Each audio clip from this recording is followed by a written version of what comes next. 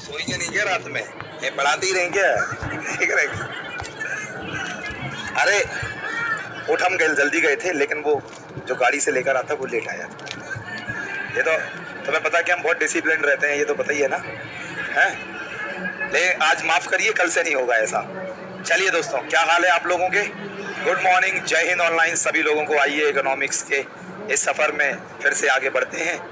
और बस सारे लोग देखो दोस्तों, कल हमने इंडिया की इकोनॉमी को देखा आज़ादी से पहले, या कह लो जब भारत आज़ाद हो रहा था उस समय भारत की अर्थव्यवस्था कैसी थी। सभी भाई और बहनों से हमारा सविनय निवेदन है कि अपनी मुंह को बंद रखें, कान को खोल लें, राइट। चलिए प्लीज सारे लोग, नो मूवमेंट नाउ। तो हमने भारतीय अर्थव्यवस्था में आज़ादी के समय और ब्रिटिश आगमन के बाद कैसी इंडिया की इकोनॉमी रही, हमने इस पे चर्चा करी। बोलो जी यस। आज हम बात करेंगे दोस्तों द वेरी नेक्स्ट टॉपिक, जहाँ से हम 1950 से 1990 तक का भारत, और टाइम मिला तो 1991 के बाद बात, राइट। तो हमने इंडियन एग्रीकल्चर के बारे में लिखना था, तो लिखिए थोड़ा सा आगे।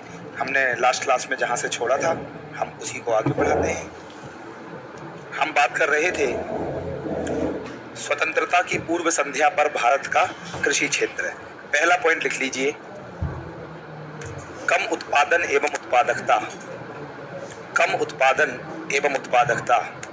और थोड़ा जल्दी जल्दी हाथ चलाइए क्योंकि बहुत सारी चीज़ें हैं दोस्तों करने को। कम उत्पादन एवं उत्पादकता, कम उत्पादन एवं उत्पादकता। और लिखो उत्पादन, ये वाली, ये दोनों टेबल बनाओ जल्दी।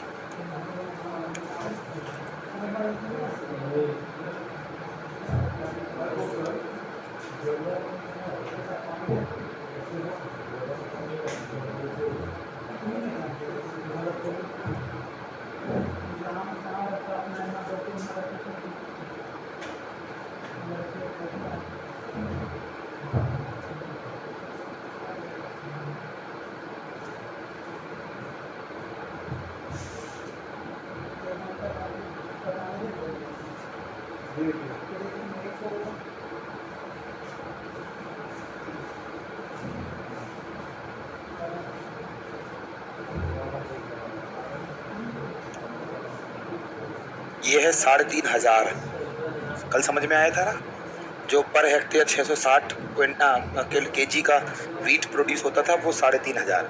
हमारे इंडिया में औसतन 3,500 केजी पर हेक्टेयर में गेहूं का उत्पादन होता है, और लगभग 2,800 केजी पर हेक्टेयर राइस का उत्पादन होता है।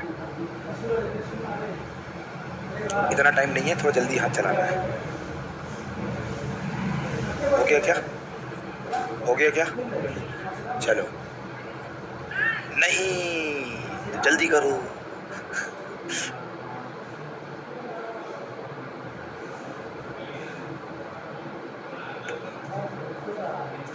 क्या चश्मा उतार लेंगे तेरा? कह रही सर जो काट दिया वो नहीं लिखना है, लिखना होता तो मैं काटता क्यों? हो गया? चलो नेक्स्ट, नंबर 2, अनिश्चितता की उच्च डिग्री। अनिश्चितता, या ऐसे लिखो, अधिक अनिश्चितता। अधिक अनिश्चितता, अधिक अनिश्चितता। पहला पॉइंट लिखो, भारत की कृषि का अधिकांश हिस्सा, भारत की कृषि का अधिकांश हिस्सा भारत की कृषि का अधिकांश हिस्सा वर्षा आधारित था। भारत की कृषि का अधिकांश हिस्सा वर्षा आधारित था।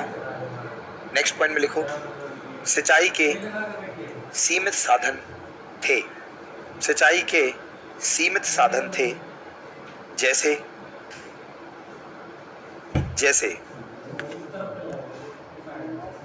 कुएं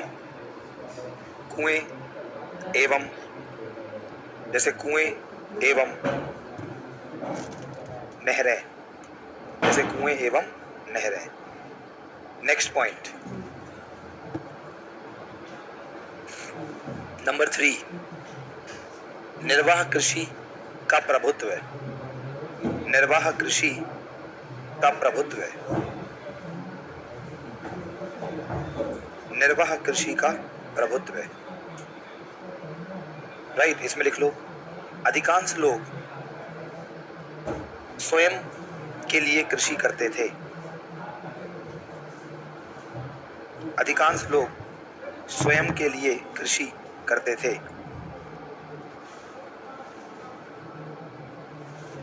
नेक्स्ट पॉइंट इसी में, बाजार में बेचने के लिए कम अधिशेष होता था। बाजार में बेचने के लिए कम अधिशेष होता था। बाजार में बेचने के लिए कम अधिशेष होता था। नेक्स्ट पॉइंट नंबर 4, खेतों के मालिकों एवं खेतों को जोतने वालों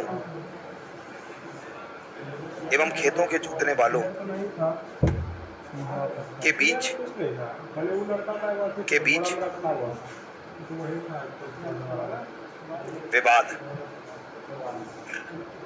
विवाद। नेक्स्ट इसी में लिख लीजिए, जमींदार खेतों के मालिक हुआ करते थे एवं किसान और श्रमिक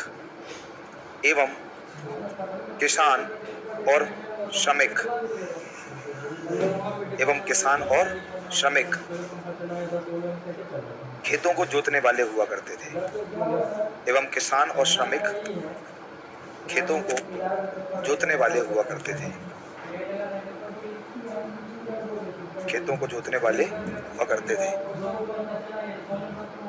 एवं जिनके पास पर्याप्त मात्रा में खाद्यान्न उपलब्ध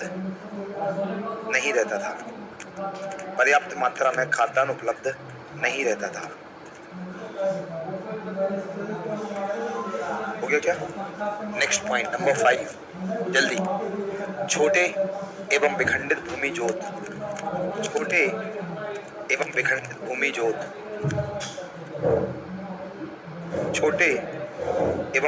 भूमि जोत। इसमें लिख लीजिए, अलाभकारी होते हैं।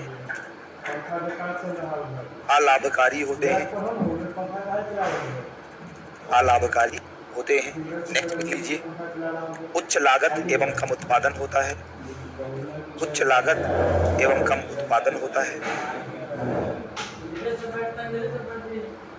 नेक्स्ट पॉइंट, कृषि का जबरन वाणिज्यीकरण।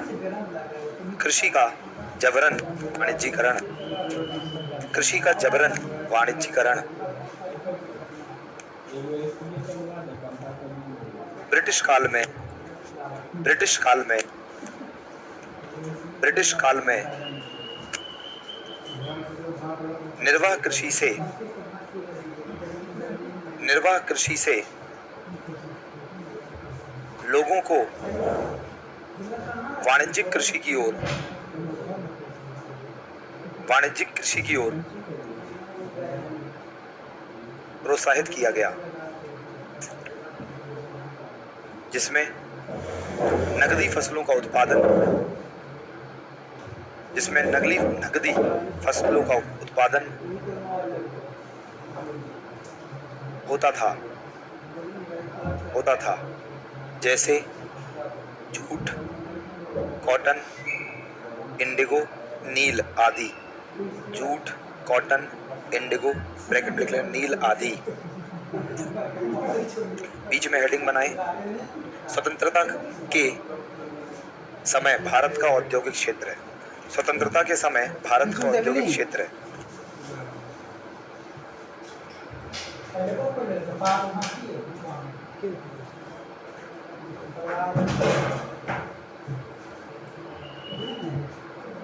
नेक्स्ट पॉइंट, स्वतंत्रता के समय भारत का औद्योगिक क्षेत्र है।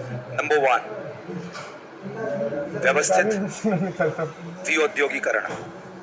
व्यवस्थित विऔद्योगीकरण। व्यवस्थित विऔद्योगीकरण, इसमें पहला पॉइंट लिख लीजिए। इसको ऐसे बनाइए, दो जैसे मैंने बनाया। विश्व प्रसिद्ध, तो जल्दी हाथ चलाएं दोस्तों। विश्व प्रसिद्ध हथकरघा, विश्व प्रसिद्ध हथकरघा एवं हस्तशिल्प उद्योगों को, हथकरघा एवं हस्तशिल्प उद्योगों का पतन। हस्तशिल्प उद्योगों का पतन। और दूसरी साइड लिख लीजिए, आधुनिक उद्योगों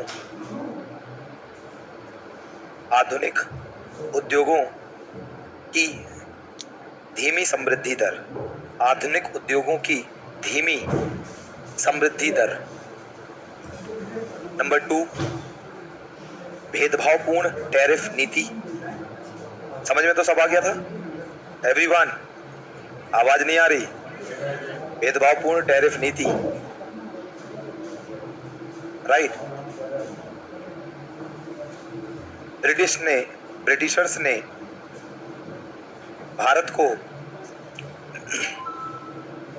कच्चे माल का निर्यातक, ब्रिटिशर्स ने भारत को कच्चे माल का निर्यातक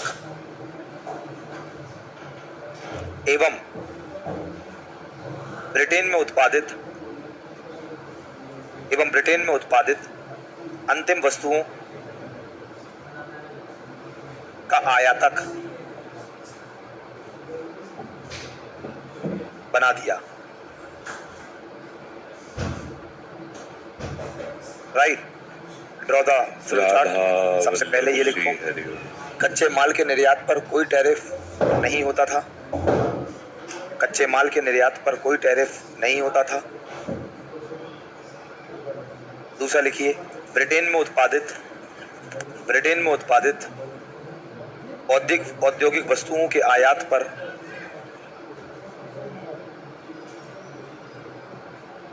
किसने बोला खड़ा हो जाए वो, या उसके आसपास वाला बता दे जल्दी से, या मैं आगे कुछ बोलूंगा नहीं। किसने बोला था आराम से पीछे से? अपने आप ईमानदारी से बताओ, अधिकारी कैसे बनोगे ईमानदारी नहीं है तो? किसने बोला था? थोड़ा आराम से बोलना है ना बेटा। चलो, ब्रिटेन में उत्पादित औद्योगिक वस्तुओं के आयात पर कोई टैरिफ नहीं होता था। तीसरे में लिख लो, हस्तशिल्प वस्तुओं के निर्यात पर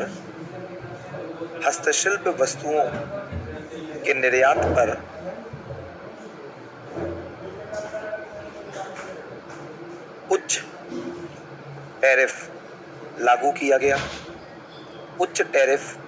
किया गया। नेक्स्ट, रियासती दरबारों का लुप्त होना या खत्म होना, या लुप्त होना भी सही है, ऐसे ड्रॉ कर लो। ब्रिटिशर्स से पहले और एक साइड यहां लिख दो, ब्रिटिशर्स के बाद।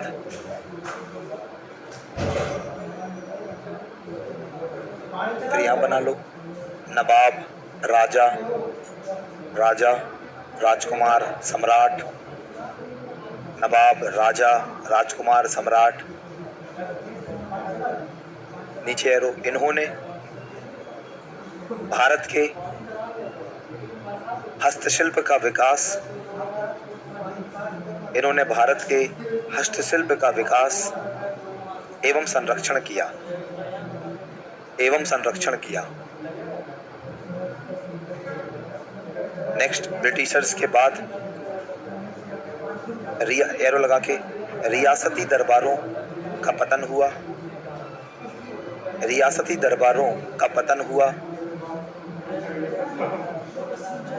फिर एरो, जिसके कारण भारत के हस्तशिल्प उद्योगों का भी पतन हो गया, हस्तशिल्प उद्योगों का भी पतन हो गया, हस्तशिल्प उद्योगों का भी पतन हो गया। नेक्स्ट पॉइंट,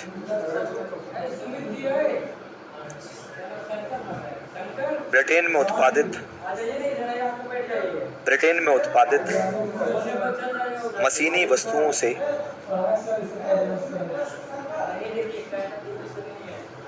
ब्रिटेन में उत्पादित मशीनी वस्तुओं से प्रतिस्पर्धा, right, draw like this, machine से उत्पादित वस्तुएं, एरो लगा के लाइक दिस, मशीन से उत्पादित वस्तुएं। नेक्स्ट एरो, अच्छे गुणवत्ता या अच्छी गुणवत्ता की होती हैं, अच्छी गुणवत्ता की होती हैं एवं सस्ती होती हैं। नीचे एक और एरो, एवं सस्ती होती हैं। नीचे एक और एरो, भारतीय वस्तुओं को अधिक प्रतिस्पर्धा देती थी, भारतीय वस्तुओं को अधिक प्रतिस्पर्धा देती थी। नेक्स्ट पॉइंट, मांग का नया पैटर्न, मांग का नया पैटर्न।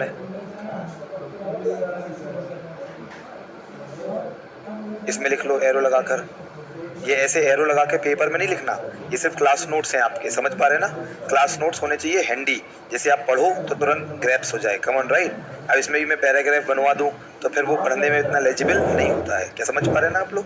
नेक्स्ट पॉइंट लिखिए इसी में एरो लगाकर, ब्रिटिश के आने से भारत में नई संस्कृति उत्पन्न हुई, ब्रिटिश के आने से भारत में नई संस्कृति उत्पन्न हुई।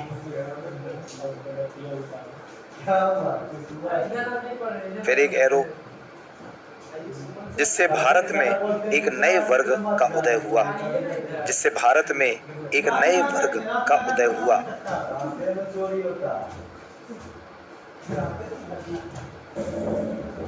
नेक्स्ट पॉइंट, भारत में रेलवे का आगमन, उद्योग लिख रहे हैं ना हम लोग, भारत में रेलवे का आगमन।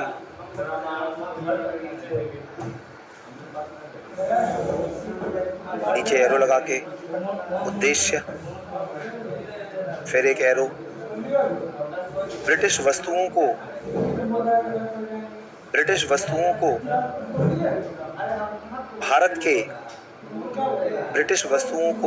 भारत के अनेकों स्थानों पर बेचना, अनेकों स्थानों पर बेचना एवं, अभी स्पीड से चल रही है? एवं इनकी पहुंच का विस्तार करना, एवं इनकी पहुंच का विस्तार करना। नेक्स्ट पॉइंट, आधुनिक उद्योगों की, ये तो लिख लिया क्या हमने? अच्छा, आधुनिक उद्योगों की धीमी वृद्धि, आधुनिक उद्योगों की धीमी वृद्धि।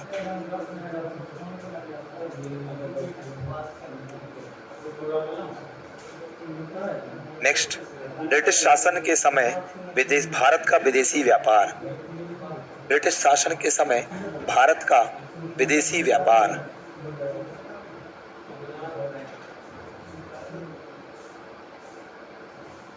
इसमें लिख लीजिए ऐसे थोड़ा सा, ब्रिटिश शासन के समय भारत का विदेशी व्यापार, इसमें थोड़ा सा भूमिका बनाए। ब्रिटिश के आगमन से पूर्व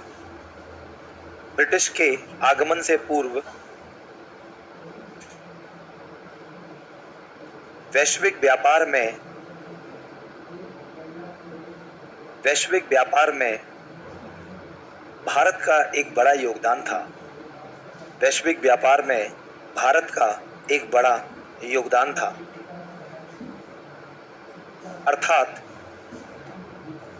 कुल वैश्विक व्यापार का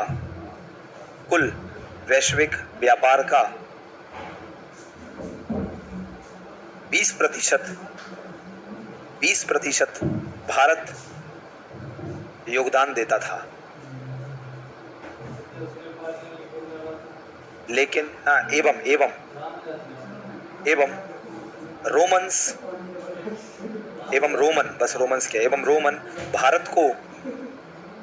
भारत को सिंगल इन्वर्टेड कॉमा अंडरलाइन करते हुए विश्व के सर्राफा का सिंह कहते थे। रोमन भारत को सिंगल इन्वर्टेड कॉमा अंडरलाइन विश्व के सर्राफा का सिंह कहते थे। नेक्स्ट पॉइंट लिखिए, नंबर 1। अब विशेषताएं फॉरेन ट्रेड की। नंबर 1, भारत कच्चे माल का निर्यातक, जो कि हमने इंडस्ट्रीज में भी यही देखा। तो भारत कच्चे माल का निर्यातक एवं अंतिम वस्तुओं का आयातक।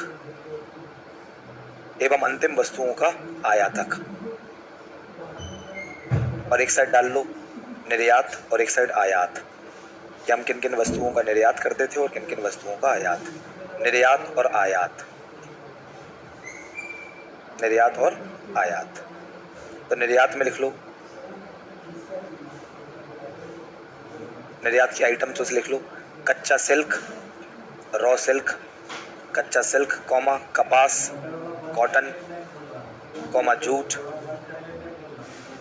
इंडिगो, सुगर मतलब चीनी या शक्कर, चीनी आदि। नेक्स्ट आयात, कॉटन, कॉटन हम आयात भी करते थे, सिल्क,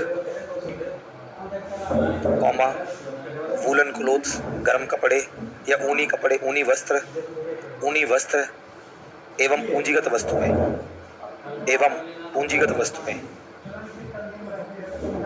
नंबर 2, भारत के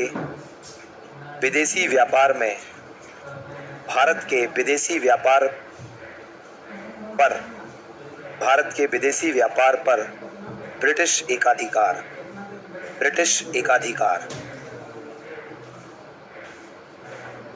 राइट, 2 साइड बना के मेरी तरह लिखो। भारत का 50% से अधिक विदेशी व्यापार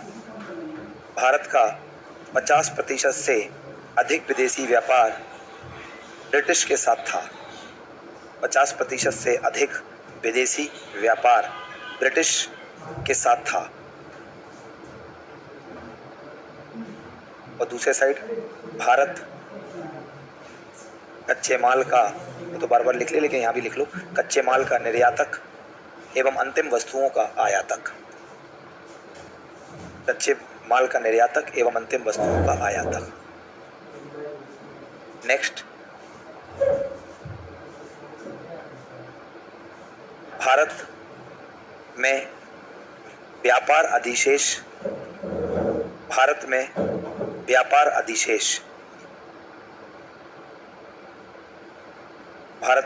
अधिशेष, बस ये पॉइंट है।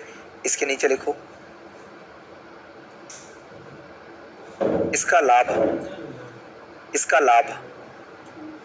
ब्रिटिश ने निम्न प्रकार से लिया। डैश नीचे ए, भारत में ब्रिटिश के प्रशासनिक व्ययों के लिए उपयोग किया गया। भारत में ब्रिटिश प्रशासन के व्ययों के लिए उपयोग किया गया। कल पढ़ाया ये सब। नंबर 2 बी, बी युद्ध के लिए व्यय करते थे, युद्ध के लिए व्यय करते थे, एंड सी धन का क्या कहेंगे, निष्कासन, धन का निष्कासन, ब्रैकेट में लिख लो drain of wealth, drain of wealth.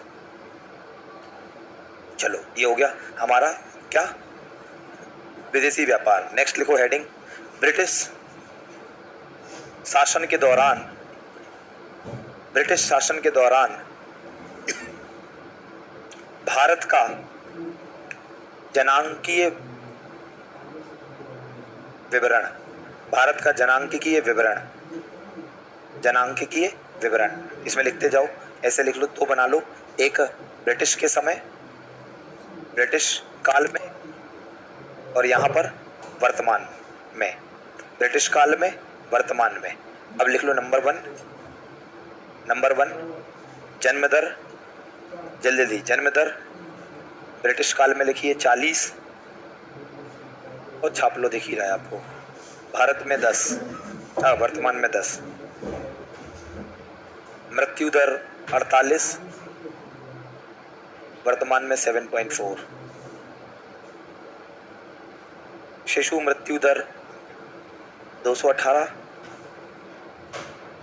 वर्तमान में 25.7। जीवन प्रत्याशा 32 वर्ष और अब 70.60 वर्ष।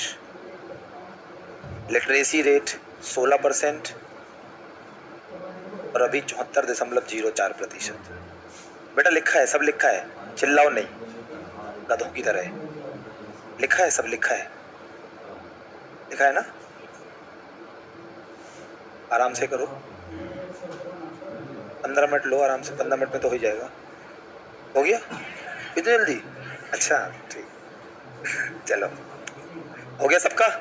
वो पीछे मेरा भाई जो चिल्ला रहा था, आओ ठीक है, तेरी परमिशन मैं जरूर लूँगा।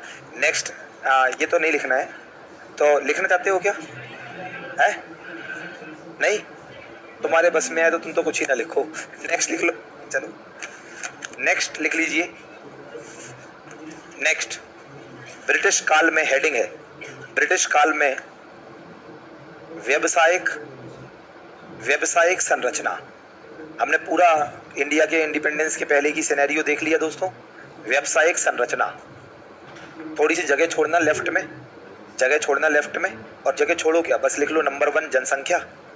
ऐसे देखो, प्राथमिक को थोड़ा यहाँ लिखना, अपने हिसाब से लिख लो, और तो प्राथमिक, द्वितीयक, तृतीयक, और उसके नीचे लिखने के लिए जगह छोड़ के उस साइड लिखना जनसंख्या, जनसंख्या का प्रतिशत, फिर लिखना जीडीपी में योगदान, और फिर लिखो प्राथमिक, द्वितीयक, तृतीयक। ऐसे क्या नहीं समझ पाए? नहीं, तुम्हारे बस की भी नहीं है, ऐसी छाप लो। अबे गधों, तुमसे इतना नहीं हो रहा। मैंने कहा नंबर 1 जनसंख्या, नंबर 2 जीडीपी में योगदान, और यहाँ लिखो प्राथमिक, यहाँ द्वितीयक और यहाँ तृतीयक। गधे हो क्या बे? बिल्कुल ही मुंह उठा के आ गए क्या हैं? मतलब ये छपा हुआ है, इसको देख के भी नहीं हो रहा। कह रहे सर एक बार फिर बताओ। लाओ हम लिख दें कॉपी में, जिससे नहीं हो रहा हो। जनसंख्या का प्रतिशत तो देखो लगभग 73%, और ब्रिटिश आगमन से पहले तो 85 से 90% बताया था मैंने आपको। और द्वितीयक क्षेत्र में सबसे कम पॉपुलेशन थी। क्यों? क्योंकि आप इसका रीजन देखो, क्या ब्रिटिशर्स ने इंडस्ट्रीज डेवलप करी? नहीं करी, इसलिए सबसे कम लोग द्वितीयक क्षेत्र में थे। और ध्यान से देखो, सबसे कम योगदान भी इसी क्षेत्र का है। सिर्फ पढ़ो नहीं, अवलोकन करो कि द्वितीयक क्षेत्र सबसे वर्स्ट परफॉर्मिंग सेक्टर था, जिसका इम्पैक्ट हम आज भी झेल रहे हैं। आज भी हमारी सरकार को मेक इन इंडिया आदि प्रोग्राम लॉन्च करने पड़ रहे हैं कि हमारा द्वितीयक क्षेत्र मजबूत हो जाए। आपने चाइना का इतिहास अगर पढ़ा होगा तो आपने देखा होगा, चाइना ने सबसे पहले यही किया कि उसने अपना जो द्वितीयक क्षेत्र था उसे मजबूत किया। क्या ये बात जान रहे हैं आप? जिससे ध्यान से देखिए, कभी मौका मिले तो पढ़िएगा, the great leap forward in China, the great leap forward in China. दोस्तों, माओ जेडोंग नाम सुना होगा आपने। भाई, भारत तो 1947 में आज़ाद हो गया, लेकिन चाइना 1949 में कम्युनिस्ट पार्टी का पूर्ण राज आया। है ना, मतलब हमसे 2 साल बाद। लेकिन माओ जेडोंग की पॉलिसी आई, वहां पे पढ़िएगा द ग्रेट प्लोरिफिकेशन कल्चर। तो ये सब चीजें पढ़ेंगे तो आप कभी कंपेयर कर पाएंगे। तो एक चाइना में द ग्रेट प्लोरिफिकेशन कल्चर रहा और एक द ग्रेट लीप फॉरवर्ड। इससे चाइना ने क्या किया, अबे गधों थोड़ा सुन लो, इससे चाइना ने क्या किया, शहरों में हर कोर्टयार्ड में या बैकयार्ड में, सॉरी, मतलब हर घर के पीछे के हिस्से में एक इंडस्ट्री सेटअप कर ली चाइना के। हर व्यक्ति के हर शहर के घर में बैकयार्ड में पीछे के हिस्से में एक इंडस्ट्रीज बना ली छोटी छोटी, और वहां के लोग कौशल से परिपूर्ण हुए। और आज चाइना के ही प्रोडक्ट हमें हर जगह क्यों दिखते हैं, जस्ट बिकॉज कि उन्होंने अपना ये सेक्टर बहुत मजबूत किया। जब भी मौका मिले तो आपको लिखना है कि भारत का जो सबसे ज्यादा नकारात्मक प्रभाव देखा गया ब्रिटिश काल में वो क्या है, ये इसका पतन हुआ जो द्वितीय क्षेत्र है। नेक्स्ट बस इतना लिख लो बीच में हेडिंग, ब्रिटिश शासन काल में भारत का बुनियादी ढांचा। ब्रिटिश शासन काल में भारत का बुनियादी ढांचा वैसे बना लो, रेलवेज पीछे लिखवा दिया था, रेलवे का विकास क्यों किया गया इसलिए यहाँ नहीं लिखवाना है। देन पोस्टल सर्विस, पोस्टल सेवाएं,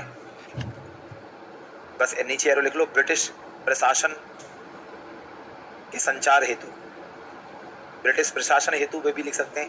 देन लिख लो रोड्स, सड़कें, और नेक्स्ट बंदरगाह। बहुत शॉर्ट कंसाइज और लाइक डेप्थ में डिस्कशन करेंगे हम लोग अपने इकोनॉमी का। क्या आप समझ पा रहे हैं? इससे आपको स्ट्रक्चर समझ में आ गया होगा कि हम कैसे पढ़ेंगे।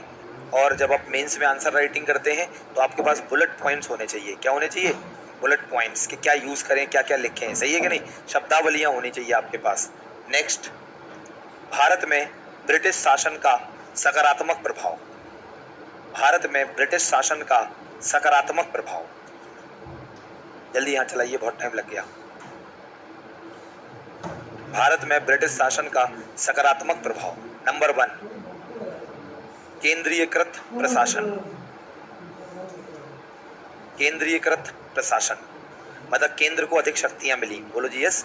नंबर 2, बुनियादी ढांचे का विकास। बुनियादी ढांचे का विकास, बुनियादी ढांचे का विकास। Next,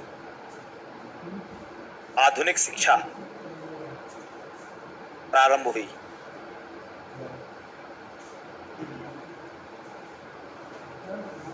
right. न्यायाधिकरण प्रणाली का विकास, न्यायाधिकरण प्रणाली का विकास। नेक्स्ट, नए विचार, एरो लगाकर, स्वतंत्रता, समानता, स्वतंत्रता, समानता एवं पश्चिमी विचारधारा का उदय, एवं पश्चिमी विचारधारा का उदय। नेक्स्ट, सामाजिक सुधार, सामाजिक सुधार, एरो लगाकर, जैसे सती प्रथा को खत्म करना, सती प्रथा को खत्म करना, सती प्रथा को खत्म करना, बाल विवाह एवं भ्रूण हत्या को खत्म करना। चलो अब इस पूरे के पूरे 1950 से पहले के भारत का एक हम कंक्लूजन लिखेंगे और इससे सीखेंगे कि एग्जाम में एक अच्छा बेहतर कंक्लूजन कैसे लिखते हैं। राइट, तो लिख लो, ब्रिटिश औपनिवेशिक निष्कर्ष डाल लो, और पेपर में नहीं लिखना है निष्कर्ष वर्ड, क्या बात समझ गए ना, यहाँ नोट्स में लिखना है। ब्रिटिश औपनिवेशिक काल ने, ब्रिटिश औपनिवेशिक काल ने ग्रेट ब्रिटेन के हितों की पूर्ति के लिए, ग्रेट ब्रिटेन के हितों की पूर्ति के लिए भारत की अर्थव्यवस्था को नया स्वरूप दिया, भारत की अर्थव्यवस्था को नया स्वरूप दिया, कौमा, जिसके परिणाम स्वरूप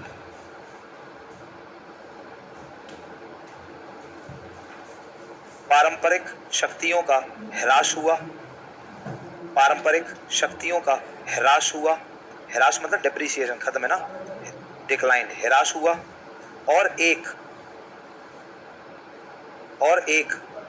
अविकसित संरचना का निर्माण हुआ, अविकसित संरचना का निर्माण हुआ, कौमा, जिसने स्वतंत्र भारत के लिए महत्वपूर्ण चुनौतियों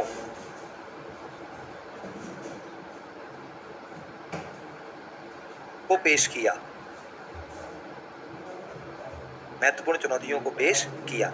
नेक्स्ट पैराग्राफ में एक और कंक्लूजन का हिस्सा, एक और लाइन, मतलब पैराग्राफ, स्वतंत्रता से पहले भारतीय अर्थव्यवस्था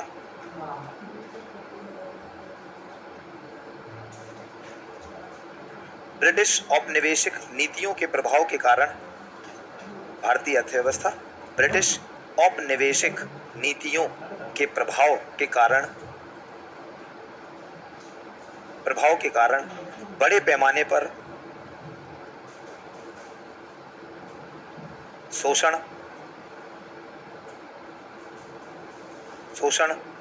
कल एक वर्ड मैंने बताया था स्टैग्नेंट, याद आया, स्थिर एवं पिछड़ी और अविकसितता की विशेषता थी, पिछड़ी और अविकसितता की विशेषता थी, फुल स्टॉप। क्या समझ में आया? Full stop. एक और लाइन, हालांकि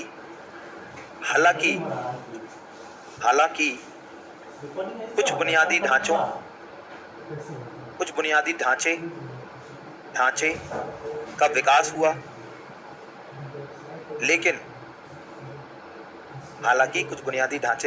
विकास हुआ, लेकिन यह मुख्य रूप से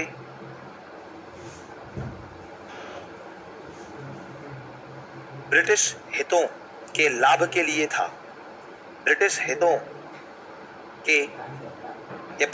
की सेवा, इंफ्रास्ट्रक्चर में ब्रिटिश हितों की सेवा के लिए था, राइट, फुल स्टॉप। कुल मिलाकर इसका प्रभाव, ऐसी बहुत सरल भाषा में लिखना है कंक्लूजन, यस, कुल मिलाकर इसका प्रभाव भारतीय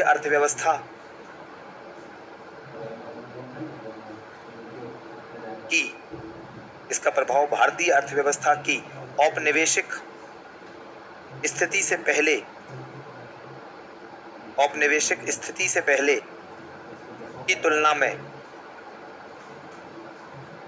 में काफी कमजोर होना था। चलिए, क्या एक अच्छा कंक्लूजन मिला आप लोगों को, राइट? और यहाँ पर हमने देख लिया कि भारतीय अर्थव्यवस्था आजादी से पूर्व कैसी थी। Put your pen down, close the notebooks for few minutes, जरा इसको सीखते हैं फिर लिखेंगे। Come on, yes. चलो देखो दोस्तों, थोड़ा सेट होने के लिए समय चाहिए क्या? ना तो सुनो ध्यान से।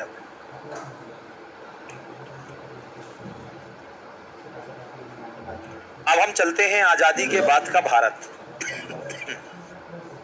कि आजादी के बाद का भारत कैसा रहा।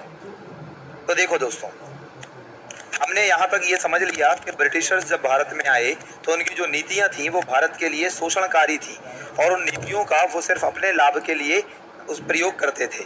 सही है। अब जब भारत आज़ाद होता है तो आज़ाद भारत में क्या क्या देखने को मिला, इस पूरे के पूरे चैप्टर को मैंने 4 भागों में बांट दिया। जरा ध्यान से समझो कि 1950 से लेकर 1990 के भारत की संकल्पना को समझने के लिए हमारे पास 4 आयाम हैं कि इसी बीच हमारे देश में, जैसे हम सबको पता है कि 1950 इतना महत्वपूर्ण वर्ष है कि 1950 में भारत में योजना आयोग का गठन होता है, और जब योजना आयोग का गठन होता है तो भारत में 1951 1951 से भारत में 5 ईयर प्लान्स, पंचवर्षीय योजनाएं प्रारंभ हो जाती हैं। अब जब भारत में पंचवर्षीय योजनाएं प्रारंभ होती हैं तो हमने तो सबसे पहले 1950 से 1990 के बीच हमें योजनाओं की चर्चा करनी है, क्या थी, कैसी थी। चूंकि हम ये प्रीलिम्स में पढ़ चुके हैं तो इस पर हम बहुत ज़्यादा बल नहीं देंगे, और इसका चूंकि इसका एक दूसरा हिस्सा है जो मैंने एक दूसरे चैप्टर के रूप में आपको लिखवाया।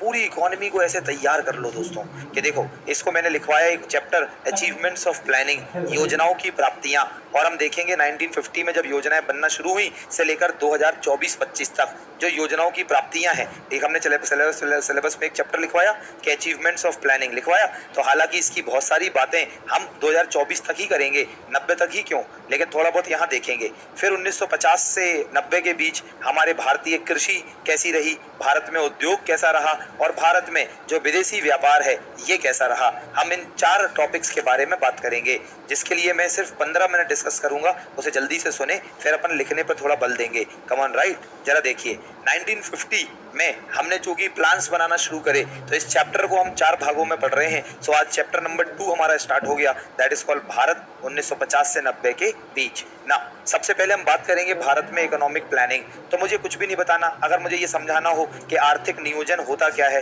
तो मुझे देखो, उसे मत देखो, मुझे सुनो। अगर मुझे बात करना हो भाई आर्थिक नियोजन होता क्या है, इकोनॉमिक प्लानिंग कहते किसे हैं, तो इकोनॉमिक प्लानिंग आर्थिक नियोजन का मतलब है कि जब हम आने वाले समय के लिए जो अपने संसाधन हैं इनका बेहतर उपयोग कैसे करें, इसके बारे में बात करते हैं, तो इसी को बोलते हैं आर्थिक नियोजन।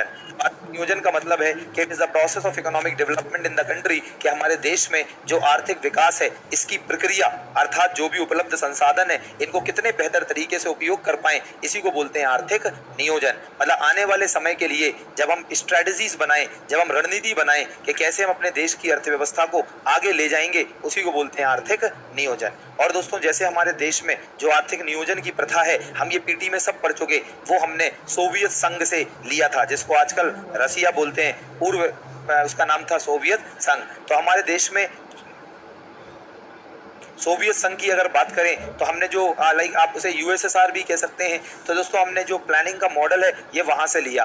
क्यों लिया, देखो, क्योंकि दोस्तों ब्रिटिशर्स ने इतनी भारत की तबाही मचाई जो हमने देखी। तो हमारी सरकार नेहरू जी के जब अंडर में आई तो नेहरू जी चाहते थे कि भारत का जो इकोनॉमी का मॉडल है वो प्राइवेट सेक्टर में ना दें, वो निजी क्षेत्रों के पास ना जाए। जो भारत की अर्थव्यवस्था है वो ज्यादा से ज्यादा उसका नियंत्रण सरकार के पास रहे। और मोदी क्या बोल रहा हूँ मैं, नेहरू जी ने सोचा ये कैसे किया जाए। तो नेहरू जी ने पूरे वर्ल्ड की अलग अलग अर्थव्यवस्थाएं देखी। तो नेहरू जी को रशिया की अर्थव्यवस्था अच्छी लगी, लेकिन रशिया में the entire farm and the factories were owned by the government. लेकिन रशिया में जो समाजवाद था वो कुछ ऐसा था कि वहां पे सारे फैक्ट्री, सारे फार्म्स, मतलब प्राइमरी, सेकेंडरी, सारे सेक्टर्स दोस्तों इंटायरली पूर्ण रूप से सरकार के स्वामित्व में थे। तो हमारे देश में चूंकि नेहरू जी गांधी जी की फिलॉसफी से भी प्रभावित थे, गांधी जी हमेशा ये कहा करते थे कि भाई साहब देखिए ऐसा है कि आपको समाजवाद करना है करो, लेकिन हमारे देश में मिश्रित अर्थव्यवस्था होनी चाहिए।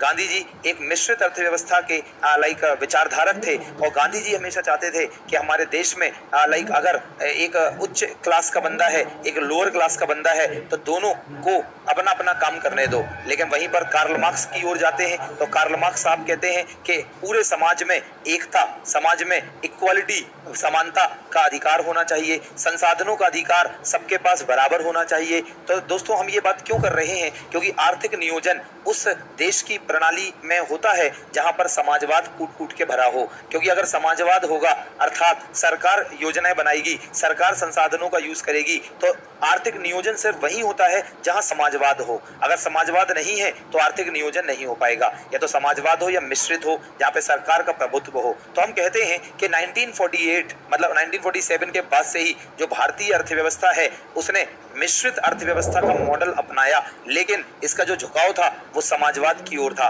क्यों? क्योंकि दोस्तों अभी हम आगे जब इंडस्ट्रीज पढ़ेंगे, बहुत सारी चीजें देखेंगे, तो आपको पता चलेगा कि यार सरकार ने सिर्फ मिश्रित अर्थव्यवस्था नाम की रखी, लेकिन सारा कंट्रोल तो मैक्सिमम किसका था? सरकार का। तो हम कहते हैं कि आजादी के बाद भारतीय अर्थव्यवस्था मिश्रित अर्थव्यवस्था में परिवर्तित हुई, लेकिन उसका जो प्रभुत्व था वो किसका था? समाजवाद का। So this is called the economic planning. तो आर्थिक नियोजन वही होता है जहां पर समाजवादी अर्थव्यवस्था हो, और समाजवादी अर्थव्यवस्था रशिया में थी, और हमने पंचवर्षीय योजना का मॉडल भी कहां से लिया? रशिया से लिया। So this is called economic planning, आर्थिक नियोजन। Is it all right for everyone? Now दोस्तों, अगर हम बात करें तो आर्थिक नियोजन, ये मैंने कहा एक समाजवादी अर्थव्यवस्था का मॉडल होता है, और ये सब हमने बातें अपनी पहली कर ली। यहाँ प्रीलिम्स की कॉपी में सब लिखा है कि भारत में जो संविधान है उसका पार्ट 4 जो है डीपीएसपी, वो योजना के उद्देश्य के बारे में बात करता है। भारत में सोशियो इकोनॉमिक प्लानिंग होनी चाहिए, सामाजिक आर्थिक नियोजन होना चाहिए, ये लिखा है लाइक कॉन्करेंट लिस्ट में। तो ये तमाम सारी बातें हैं ना।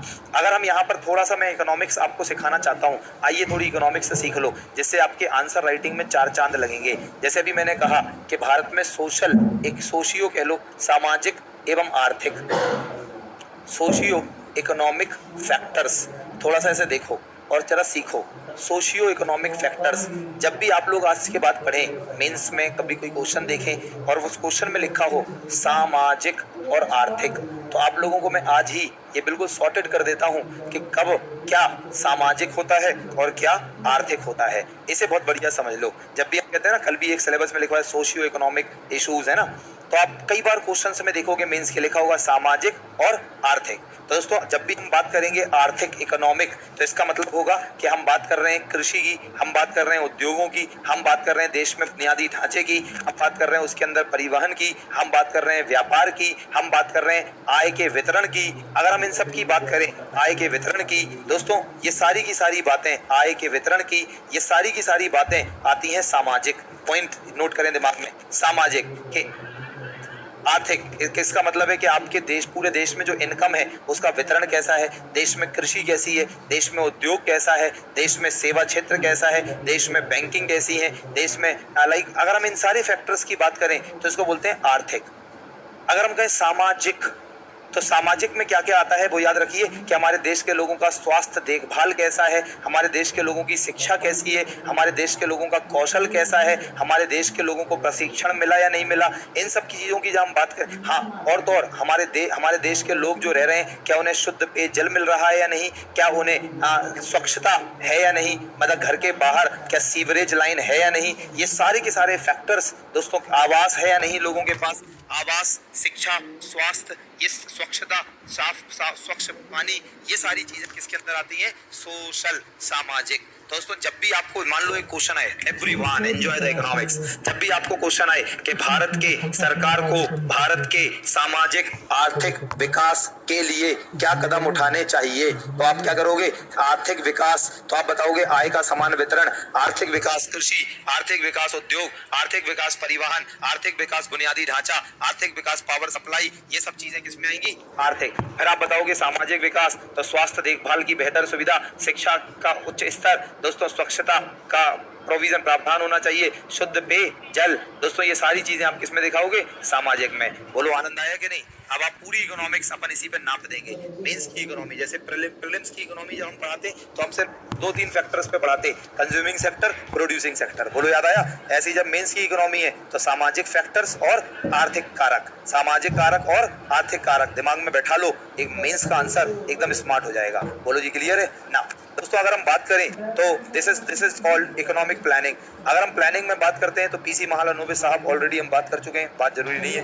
अगर हम बात करें कि भारत के ब्रिटिश काल में, ये भी हमने कल बात कर लिया था कि ब्रिटिश काल में क्या क्या हुआ, कि भारत का स्टैग्नेंट इकोनॉमी हो गई, पिछड़ी अर्थव्यवस्था, जीडीपी का ग्रोथ रेट बहुत स्लो हो गया, प्रति व्यक्ति आय यहाँ और प्रोडक्शन और प्रोडक्टिविटी दोनों क्या हो गया? कम हो गया। तो ये कारण कि अर्थव्यवस्था का विकास नहीं हुआ, इसलिए अब क्या हमें जरूरत पड़ी कि हम 5 ईयर प्लान्स क्या करें? तैयार करें। So this is the base कि जब भी आपको ये लिखना हो कि भारत में पंचवर्षीय योजनाओं को प्रारंभ क्यों किया गया, तो उसका हमारे पास आधार होना चाहिए कि भारत में पंचवर्षीय योजनाओं को इसलिए प्रारंभ किया गया क्योंकि हमने देखा कि ब्रिटिश काल में भारत की अर्थव्यवस्था ना कि सिर्फ स्टैग्नेंट बल्कि बैकवर्ड भी रही। स्टैग्नेंट जब बोलते हैं तो ग्रोथ रेट के संदर्भ में, बोलो ये कल बताया था, और बैकवर्ड का मतलब प्रोडक्शन क्या हो गया? कम हो गया, उत्पादकता क्या थी? कम थी। बैकवर्ड का मतलब GDP growth rate, GDP size, कल बताया था, एक GDP growth, stagnation, GDP growth जब कम हो तो क्या कहेंगे, स्टैग्नेंट। और जब कहेंगे जीडीपी का साइज ही क्या हो जाए, कम, दिस इज कॉल्ड बैकवर्ड। तो हमारे देश में उत्पादन बताता है हमारे देश की जीडीपी के बारे में। एवरीवन, किसके बारे में, देश की जीडीपी। तो हमारे जीडीपी जो है उसका आकार कम हो गया, जीडीपी की ग्रोथ रेट कम हो गई। कल हमने कहा था यहाँ प्रति व्यक्ति आय की ग्रोथ रेट के बारे में बताया था, यहाँ पे प्रति व्यक्ति आय का साइज बताया था। तो दोस्तों इसलिए भारत सरकार को जरूरत पड़ी कि हम अपने देश में आर्थिक नियोजन करें, पंचवर्षीय योजनाएं बनाएं, जिससे ये जो समस्या भारत को आई ये हम क्या कर लें, दूर ना। जब हम आर्थिक नियोजन करते हैं मेरे साथियों, तो आर्थिक नियोजन में हमने ये ऑलरेडी पढ़ लिया था, डायरेक्टिव प्लानिंग, या ये मैंने नहीं पढ़ाया था प्रीलिम्स में, वो सुन लो दोस्तों। हाँ, तुम लोग तो कहोगे कुछ भी नहीं पढ़ाया था, तो अपना मुंह नहीं चलाने का कि ये नहीं पढ़ाया था। टीचर को सब पता रहेगा। मतलब एक शिक्षक बच्चों की डिमांड कभी पूरी नहीं कर सकता। चक्कू ले आओ, बोक दो, राइट, ये कभी नहीं बोलने का किसी शिक्षा से, ये उसे सब पता रहता है क्या पढ़ाया था। मैंने आपको दोस्तों टाइप्स ऑफ प्लानिंग पढ़ाई थी, योजनाओं के प्रकार मैंने वहां पे बताया था। एक होता है इंड्यूस्ड प्लानिंग, कुछ याद आया? तो दोस्तों इंडिकेटिव प्लानिंग, सांकेतिक योजना, कुछ याद आई?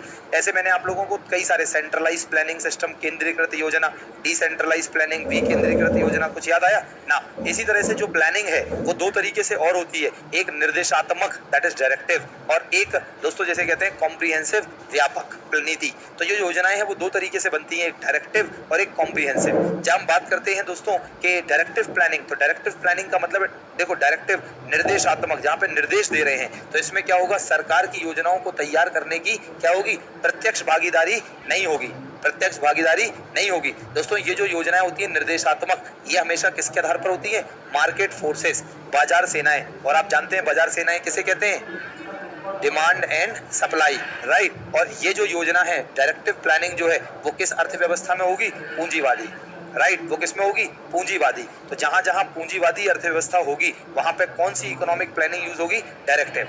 ऐसे हम बोले कॉम्प्रिहेंसिव, व्यापक योजना, तो व्यापक का मतलब है जहां पे आर्थिक योजना में किसकी, सरकार की पूर्ण भागीदारी होती है। और दोस्तों जहां सरकार की पूर्ण भागीदारी या तो कहां होगी, समाजवाद में या मिश्रित में। तो ये दो तरीके से अब जो प्लान्स बनते हैं वो दो तरीके से बनते हैं। बाकी हमने देखो ये सब पढ़ाया था, सांकेतिक, आदेशात्मक, केंद्रीकृत, विकेंद्रीकृत, पर्सपेक्टिव प्लानिंग, जहां लॉन्ग टर्म के लिए प्लान बनता है, जो आजकल कौन यूज कर रहा है, नीति आयोग। दोस्तों ये सब बातें हमने ऑलरेडी अपनी प्रीलिम्स की क्लास में कर ली थी। कम ऑन, यस और नॉट? जो बातें नहीं करी थी वो ये दो टाइप्स की प्लानिंग, तो ये अपन थोड़ा एडिशनल कर लेंगे यहाँ पर। और साथ में जो प्लानिंग बनती है, जो योजना बनता है, उसका उद्देश्य क्या होता है। तो योजनाएं दो तरीके की हैं, एक योजनाओं के उद्देश्य या योजनाओं को समझो, तो एक होती है शॉर्ट टर्म प्लानिंग, एक होती है लॉन्ग टर्म प्लानिंग, राइट। एक शॉर्ट टर्म प्लानिंग और एक लॉन्ग टर्म प्लानिंग। तो उसको समझो कि जब हमारी सरकार एक पंचवर्षीय योजना, एवरीवन, जब हमारी सरकार एक पंचवर्षीय योजना है, जैसे 5वीं पंचवर्षीय योजना, तो 5वीं पंचवर्षीय योजना में सरकार ने कहा कि हम गरीबी उन्मूलन करेंगे। जैसे तीसरी पंचवर्षीय योजना में सरकार ने कहा कि हम आयात विस्थापन करेंगे, इंपोर्ट सब्स्टिट्यूशन, मतलब जो चीजें आयात करते हैं उसको इंडिया में ही प्रोड्यूस करेंगे और उसके स्थान पर इंडिया में ही उत्पादन करना है। तो दोस्तों ये तीसरे में आया। 11वीं पंचवर्षीय योजना में आता है समावेशी विकास, 12वीं पंचवर्षीय योजना में आता है समावेशी विकास एवं संधारणीय सतत विकास, सस्टेनेबल डेवलपमेंट, ये सब आपको पता है। दोस्तों अगर हम बात करें 8वीं पंचवर्षीय योजना में आता है मानव संसाधन विकास, ह्यूमन रिसोर्स डेवलपमेंट। तो कुल मिला के मैं क्या कहना चाहता हूँ उस पर भाव पैदा करिए, और वो ये कि जो प्लान्स होते हैं, जो योजनाएं होती हैं, वो अगर हम कहें हर एक 5 ईयर प्लान में कि हमें ये 5 साल में क्या करना है, 5वें में गरीबी को कम करना है, गरीबी उन्मूलन, तो ये हो गए शॉर्ट टर्म ऑब्जेक्टिव, योजनाओं के अल्पकालीन उद्देश्य, अर्थात किसी प्लान विशेष उद्देश्य जो होंगे वो होंगे अल्पकालीन उद्देश्य। अगर हम बात करें द लॉन्ग टर्म ऑब्जेक्टिव्स क्या होते हैं, तो लॉन्ग टर्म ऑब्जेक्टिव्स हम किसे कहते हैं, तो लॉन्ग टर्म ऑब्जेक्टिव की जब भी हम बात करेंगे तो लॉन्ग टर्म ऑब्जेक्टिव का मतलब मात्र इतना सा है कि जहां पे हम जो प्लान्स बनाते हैं वो, जैसे हमारा जो 5 ईयर प्लान्स, हमने सारे 5 ईयर प्लान्स क्यों बनाए,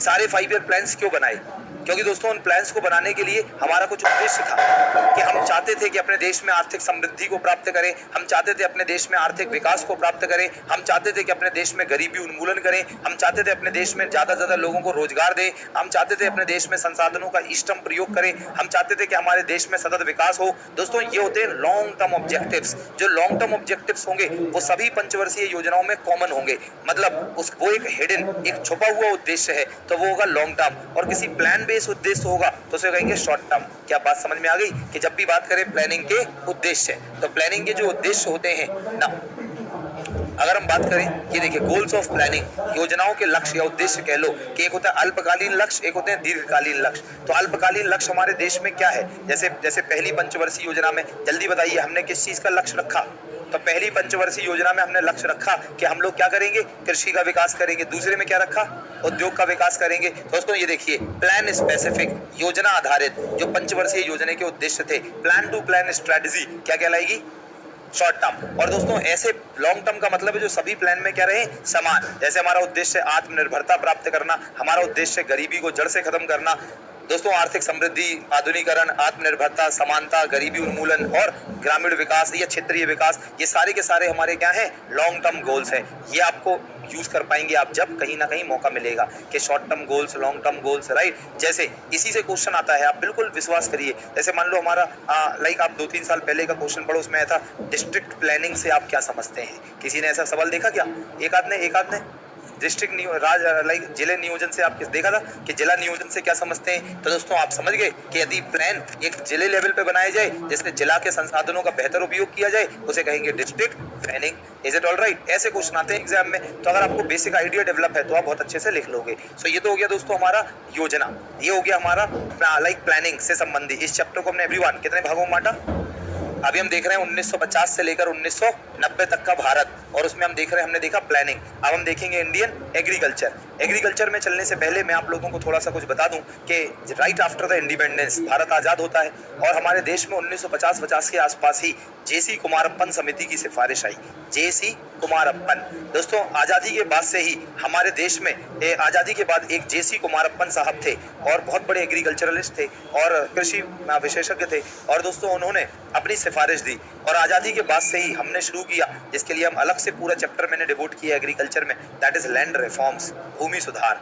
और दोस्तों मैं भूमि सुधार क्या, क्योंकि अभी मैं बात कर रहा हूँ एग्रीकल्चर की, तो 1950 से 1990 के बीच तो जो एग्रीकल्चर था, जो कृषि था, इसमें हमने 3 रिफॉर्म्स देखे, 3 सुधार देखे, जिनको मैंने नाम दिया है दैट इज एग्रेरियन रिफॉर्म्स, कृषि सुधार।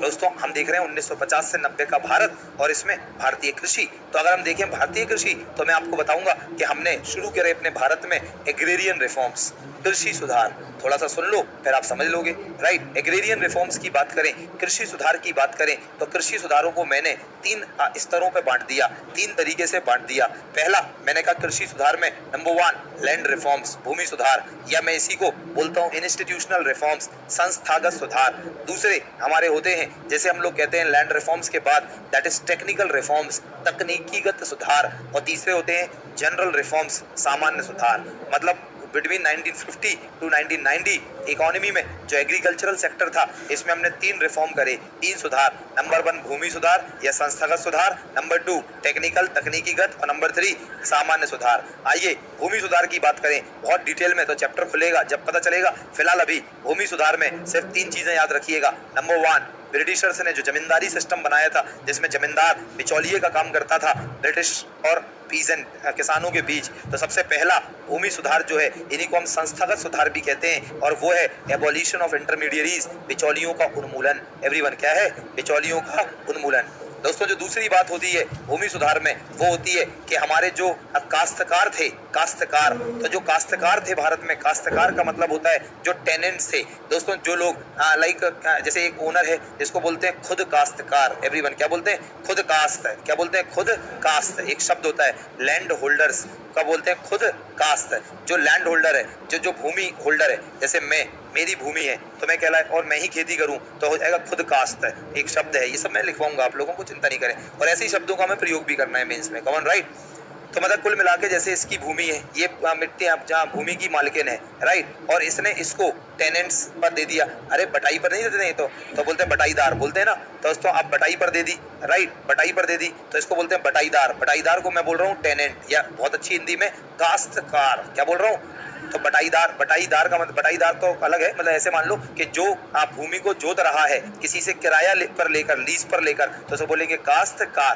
दोस्तों दूसरे जो भूमि सुधार हुए, पहला क्या हुआ एवरीवन, जमींदारों का या बिचौलियों का उन्मूलन। समझ में आ गया, इमेजिनेशन स्ट्रॉन्ग करो। नंबर 2 दूसरा काम दोस्तों ये हुआ कि जो काश्तकार थे इनसे संबंधी सुधार हुए, जिन्हें हमने बोला काश्तकारी सुधार, टेनेंसी रिफॉर्म्स। एवरीवन क्या, काश्तकारी सुधार। और दोस्तों काश्तकारी सुधार में 3 चीजें हुई, कौन कौन सी, ध्यान से सुनो। काश्तकारी सुधार में नंबर 1 काम क्या हुआ कि रेगुलेशन ऑफ रेंट, कास्त मतलब किराए का विनियमन, किराए का विनियमन। ये ओनर है और ये काश्तकार है दोस्तों, ये इससे मनमाने पैसे वसूलती थी, मनमाना कास्त लेती थी। दोस्तों मैं आपको बस बताना चाहूंगा शॉर्ट में कि हमारे देश में इवन जो लैंड ओनर्स हैं, जो भूस्वामी हैं, तो लैंड ओनर्स अपने टेनेंट से, अपने काश्तकारों से, समझ में आ रहा है, सही चल रहा है, क्योंकि दोस्तों क्या है, ये इंसान रूपी जानवर कौन था।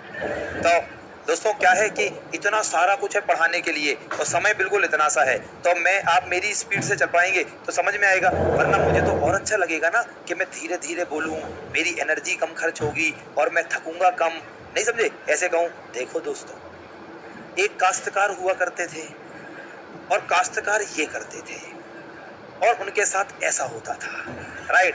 तो मुझे ऐसा भी बोलना आता है, ऐसा थोड़ा ना कि लाइक कोई चाबी भर दी और मैं बोलने लग रहा हूँ। तो मेन बात आप मेरी समझ पाएंगे नहीं दोस्तों, इतना सारा ज्ञान है मेरे पास आपको देने के लिए, विश्वास मानिए। अगर मुझे केजीएस 2 महीने देता या 1.5 महीने, फिर मैं इकोनॉमी की तबाही मचाता मेंस में, लेकिन इतना समय कम है और चीज़ें ज़्यादा हैं, तो थोड़ा मुझे और थोड़ा आपको ज़्यादा एफर्ट्स लगाने पड़ेंगे। क्या आप मेरी भावनाओं की कद्र कर पा रहे हैं? नहीं तो फिर मैंने आपको बताया था बाकी के टॉपिक में काट काट काट काट काट काट और आप कहोगे इतने टॉपिक हो गए, लेकिन सब cut cut cut cut cut और आप कहोगे वाह जी वाह। लेकिन जब मैं यहाँ से उतर रहा हूँ आखिरी दिन, तो मेरे अंदर कहीं ना कहीं मन में एक गिलानी होगी, यार मैंने बच्चों के साथ न्याय नहीं किया, यार परमात्मा मेरे साथ भी न्याय नहीं करेगा। तो दोस्तों इसलिए आप लोग थोड़ा स्पीड पे सुनते जाओ। कौन यस है, अभी मैं सुना रहा, फिर मैं दिखा भी दूंगा, फिर मैं लिखवा भी दूंगा। कौन यस और नॉट, इतना काफी है। चलो फिलहाल तो दोस्तों दूसरे रिफॉर्म, पहले जल्दी बताइए, पहले भूमि सुधार, बिचौलियों का उन्मूलन, बाद में मेंस, जब बाद में ये टॉपिक पढ़ेंगे तो टॉपिक के अंदर इसका मेंस का 360 डिग्री देखेंगे कि बिचौलियों के उन्मूलन के विफल होने के कारण क्या क्या समस्याएं हुई, इन सब चीजों को अपन बाद में देखेंगे। ना फिलहाल हम बात करें दूसरे थे काश्तकारी सुधार, और काश्तकारी सुधार में 3 चीजें हुई। नंबर 1 काश्तकारी मतलब like number 1 regulation of rent, किराए का या लगान का विनियमन। भाई साहब क्या होता था, कई बार जो जमींदार थे या जो लैंड, जमींदार छोड़ के तो चले गए, जो लैंड ओनर्स थे, भूस्वामी, वो काश्तकारों से लगभग 75% 80% तक उनका माल ले लेते थे। माल का मतलब क्या, जो शेयर क्रॉपिंग हुआ, जो क्रॉप फसल हुई, उसका 70-80% ले लेते थे, इतना शोषण करते थे। और बाद में हमारे भारत में, क्योंकि देखिए जो एग्रीकल्चर है वो केंद्र का विषय है या राज्य का, केंद्र का या राज्य का। अगर कोई मेंस की क्लास में बैठा है और उसे अभी तक ये नहीं आता, तो वो अपना सर फोड़ ले या कल से पढ़ना बंद कर दे। दोस्तों वो राज्य सरकार का विषय है, केंद्र का विषय नहीं है। तो अगर हम बताएं जब कृषि राज्य का, मुझे थोड़ी आवाजें नहीं आई बीच में, कृषि चूंकि राज्य का विषय है, तो अपने आप सोचो कि राज्य सरकारें नियम बनाएगी, तो हर स्टेट गवर्नमेंट ने अपने अपने नियम बनाए, राइट। एक समस्या यहाँ पर देखने को मिली कि unification of land reforms Bharat में नहीं हुआ। भारत में जो भूमि सुधार थे वो संपूर्ण भारत में एक जैसे एक स्तर पर लागू नहीं हुए। तो किसी स्टेट गवर्नमेंट ने कहा कि जो मालिक हैं, अभी हम सुना दे रहे हैं, फिर बाद में नहीं सुनाएंगे लैंड रिफॉर्म्स में, जो मालिक हैं वो क्या कर रहे हैं कि मालिकों को 1/4 या मैक्सिमम 1/5 बना दिए, मिनिमम मतलब 1/5 या कुछ नहीं 1/4। कहा कि आज अब आप लोग जो लगान वसूलेंगे, जो फसल हुई उसका हिस्सा लेंगे, वो पहले कितना % तक ले लेते थे, अब कहा कि आप 1/4 25% ले लो या 1/5वां हिस्सा दैट इज 20% ले लो। तो 20% कुछ राज्य ने फिक्स किया, कुछ राज्य ने 25% फिक्स किया। इसे हमने, आज भी हमारे देश में ये लागू नहीं हुए और पूरी तरह से भूमि सुधार फेल हो गए। आज भी लगभग आधा देते हैं नहीं। तो इसका मतलब है दोस्तों हमारे देश में इसको हमने कहा लगान या किराए का विनियमन। दूसरा दोस्तों क्या हुआ, that is called security of tenure, कार्यकाल की सुरक्षा। कभी भी भूस्वामी काश्तकारों को लात मार के भगा देते थे और कहते थे हम खुद काश्त करेंगे। खुद काश्त मैंने कहा कि अगर भूस्वामी खुद अपनी भूमि जोते उसे कहेंगे खुद काश्त। तो भूस्वामी कभी भी अपने काश्तकारों को लात मार के भगा देते थे, इससे उनकी जीविका पर प्रभाव पड़ता था। तो इसको हमने कहा काश्तकारी का कार्यकाल निश्चित किया गया कि इतने समय और उससे संबंधी नियम बनाए गए, बाद में देख लेंगे। और तीसरा हुआ that is called ownership right to the tenants, जो काश्तकार हैं उन्हें स्वामित्व का अधिकार दिया जाए जब तक वो भूमि पर काम कर रहे हैं। तो कुल मिला के ये सब काश्तकारी सुधार थे। तो पहला हो गया बिचौलियों का उन्मूलन, दूसरा हो गया काश्तकारी सुधार, तीसरा काम हुआ रीऑर्गेनाइजेशन ऑफ लैंड होल्डिंग्स। ये 3 बस भूमि सुधार हैं। तीसरा रीऑर्गेनाइजेशन ऑफ लैंड होल्डिंग्स, भूमि जोतों का पुनर्गठन, भूमि जोतों का पुनर्गठन, भूमि जोतों का पुनर्गठन। क्या दिक्कत थी, जैसे इसके पास भूमि है, 2 बीघा की यहाँ, 1 बीघा यहाँ, 1.5 बीघा वहाँ, आधा बीघा वहाँ। दोस्तों फ्रैगमेंटेड लैंड होल्डिंग्स थी। तो क्या हुआ कि इसके आसपास जो जितने लोगों की भूमि थी, कहा कि आप छोड़ो और इसको दे दो और आपको यहाँ मिल जाएगी। तो छोटे छोटे चकों को, छोटे छोटे खेतों को दोस्तों एक लाइक समेकन किया गया। इसको बोला भूमि समेकन, लैंड कंसोलिडेशन, भूमि समेकन, और इसी को बोल दिया चकबंदी। बाद में और अच्छी तरह बताएंगे। दूसरा काम हुआ रीऑर्गेनाइजेशन ऑफ लैंड होल्डिंग्स में, दैट इज कि इसके पास बहुत ज्यादा भूमि है, इसके पास भूमि ही नहीं है। तो इसका मतलब दोस्तों भूमि सुधार हुए ही इसलिए थे कि जिनके पास भूमि है और जिनके पास भूमि नहीं है, लैंडलेस भूमि जिनके पास है, जिनके पास नहीं है,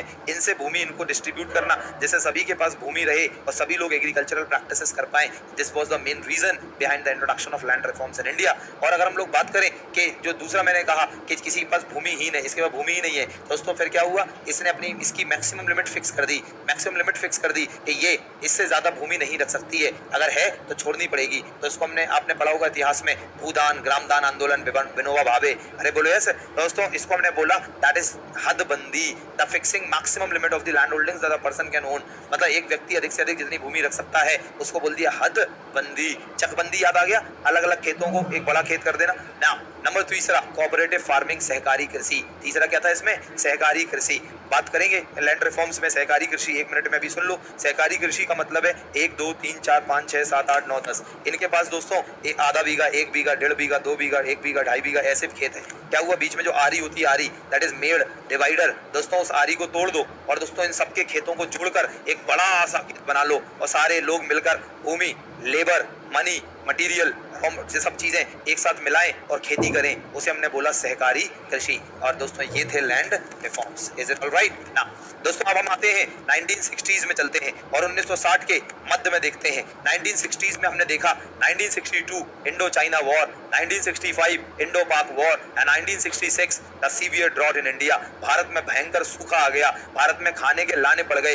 इवन 1960 के दशक तक भारत, अभी आगे बढ़ेंगे हम, 1960 के दशक तक भारत अपने पीडीएस सार्वजनिक वितरण प्रणाली, राशन की दुकानों पर गरीब लोगों को राशन बांटने के लिए भी हमारे पास खाद्यान्न नहीं था। और 1960 तक तो हमने विदेशों से भी राशन बांटने के लिए खाद्यान्न आयात करते थे। And India became the food deficit nation, और भारत एक खाद घाटे वाला देश बन गया। इतना भी खाद्यान्न नहीं था हमारे देश में कि हमारे देश की सरकार जरूरतमंद लोगों को खाद्यान्न का वितरण कर दे। तब हमने सोचा कि क्या करें। तो 1960s के मध्य में 65-66 में दोस्तों हमारे हिंदुस्तान में ग्रीन रिवॉल्यूशन शुरू होता है, हरित क्रांति शुरू होती है, और उसी को हमने नाम दिया टेक्निकल रिफॉर्म्स, तकनीकी का सुधार। जब भी हरित क्रांति की बात हो तो आप लोगों को सिर्फ 3 बातें याद रखनी है, 4 बातें याद रखनी है कि हरित क्रांति में number 1 the use of HYB seeds, अधिक उपजाऊ शक्ति वाले बीजों का प्रयोग हुआ। And number 2 the mechanisation in agriculture, कृषि में मशीनीकरण। एंड नंबर 3 इसमें एक और काम हुआ, and this is called use of chemical fertilisers and pesticides, रासायनिक कीटनाशकों और रासायनिक उर्वरकों का प्रयोग। एंड नंबर 4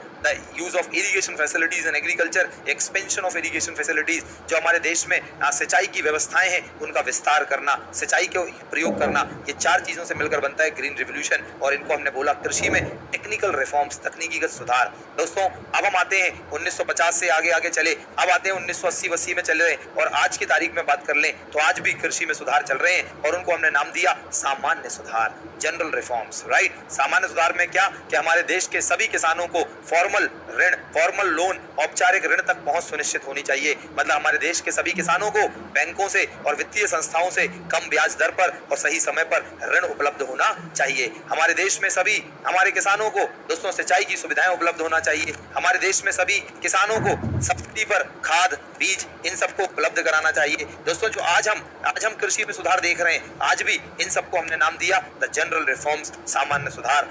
दोस्तों हमने इसको 4 भागों में बांटा। तो प्लानिंग की बात हमने ऑलरेडी कर ली है, तो इतनी बातें काफी हैं, और बाकी हम प्लानिंग की बातें पीटी में भी कर ली थी, और मेंस में एक चैप्टर भी हमारे पास योजनाओं की उपलब्धियां एवं नीति आयोग कल लिखवाया था ना। अगर हम बात करें तो हमारे देश में क्या रहा, look at this, These are the agricultural sector in India between 1950 to 1990। अगर हम देखें तो हमने 3 सुधार देखे। नंबर 1 मैंने ये बताया इंस्टीट्यूशनल पब्लिक लैंड रिफॉर्म, संस्थागत या भूमि सुधार। नंबर 2 मैंने कहा टेक्निकल रिफॉर्म्स, तकनीकीगत सुधार। एंड नंबर 3 हमने कहा लाइक सामान्य सुधार, जनरल रिफॉर्म्स। राइट, तो ये सारी बातें हमने कर ली। एवोल्यूशन ऑफ इंटरमीडिएट्स, बिचौलियों, सब हो गया ना। सामान्य सुधार मैंने कहा सिंचाई सुविधाओं का विस्तार हो, साख का प्रावधान हो, विनियमित बाजार हो, और कीमत समर्थन नीति MSP। हम बात करते हैं दोस्तों 1950 से 1990 के बीच हमारे इंडिया का इंडस्ट्रियल सेक्टर कैसा था, भारत का उद्योग कैसा था। सारे लोग ईमानदारी से बताइए, अगर 1950 से 90 के बीच भारतीय कृषि के बारे में लिखना हो, क्या 70-80 शब्द आ गए आपके पास या नहीं? राइट। तो हमें बस यही सीखना है कि कैसे ये वाला जो टोली है इनको मैं लात मार मार के भगा दूंगा, और जो टिक के बैठा है मोबाइल चला रहा है, ला मोबाइल ले अपना, चला जा, जल्दी आ जा, चलिए जाइए जाइए, किसी को बुलाइए, आजा ना। दोस्तों लास्ट 1.5 घंटा हो गया भाई तुम लोगों को देखते देखते, और ये सारी टोली अलग अलग बिखर जाए। चलो जल्दी से अपना अपना झोला लेकर, पूरी टोली जल्दी, सारी टोली अलग अलग बिखर जाए, कोई आगे कोई पीछे, नहीं तो मैं सबको यहाँ बैठा दूंगा स्टेज पर। जल्दी खड़े हो जाओ अपने आप, जल्दी से, without wasting my single minute, जल्दी से, जल्दी, कोई पीछे कोई आगे कोई कहीं, जल्दी। ओए मोबाइल लेकर आ, जल्दी ले आ, जल्दी जल्दी ले आ, जल्दी, एक बार मान लिया कर बस। ये बात तुम्हें पता है शिक्षक का हृदय बहुत उदार है, कम ऑन, यस और नॉट। लेकिन तुम्हें मानने की वो दिखानी, जैसे वो खड़ा हुआ था यस सर में चिल्लाया, तो शिक्षक क्या कहेगा? आप लोग अपनी बात को मान लीजिए, शिक्षक कहेगा कोई बात नहीं, कम ऑन, यस।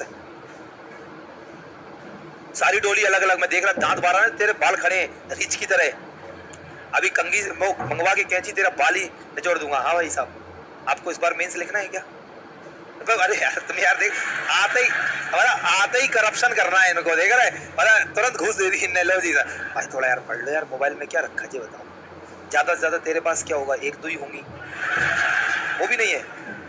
बड़ा शर्म कर, तेरी उम्र में 4-5 लेके घूमता था मैं, अरे अब एक भी नहीं है तब भी मोबाइल चला रहा, बताओ है भाई, थोड़ा पढ़ ले यार। देखो फायदा आपका ही होगा, हमारा क्या होगा क्या हमारा कुछ? तुमने इतना करप्शन दे दिया, हम क्या ही बोले यार तुम्हें। चलो टोली जल्दी बिखर जाए, अभी बिखरे नहीं है जो 2-3, मैं बिखरा दूंगा लात मार मार के वहां पे आके, जल्दी जल्दी टोली आगे पीछे पूरी टोली खाली हो जानी चाहिए, मोहल्ला नहीं चाहिए हो मुझे, वहां पे जनसंख्या का अभाव दिखना चाहिए। चलो ध्यान से सुनो, कोई नहीं, हो गया भाई, हो गया। केजीएस के लोग एकदम बिल्कुल तत्पर होने का, देखते कौन है तुम्हारी ऐसी की तैसी, राइट।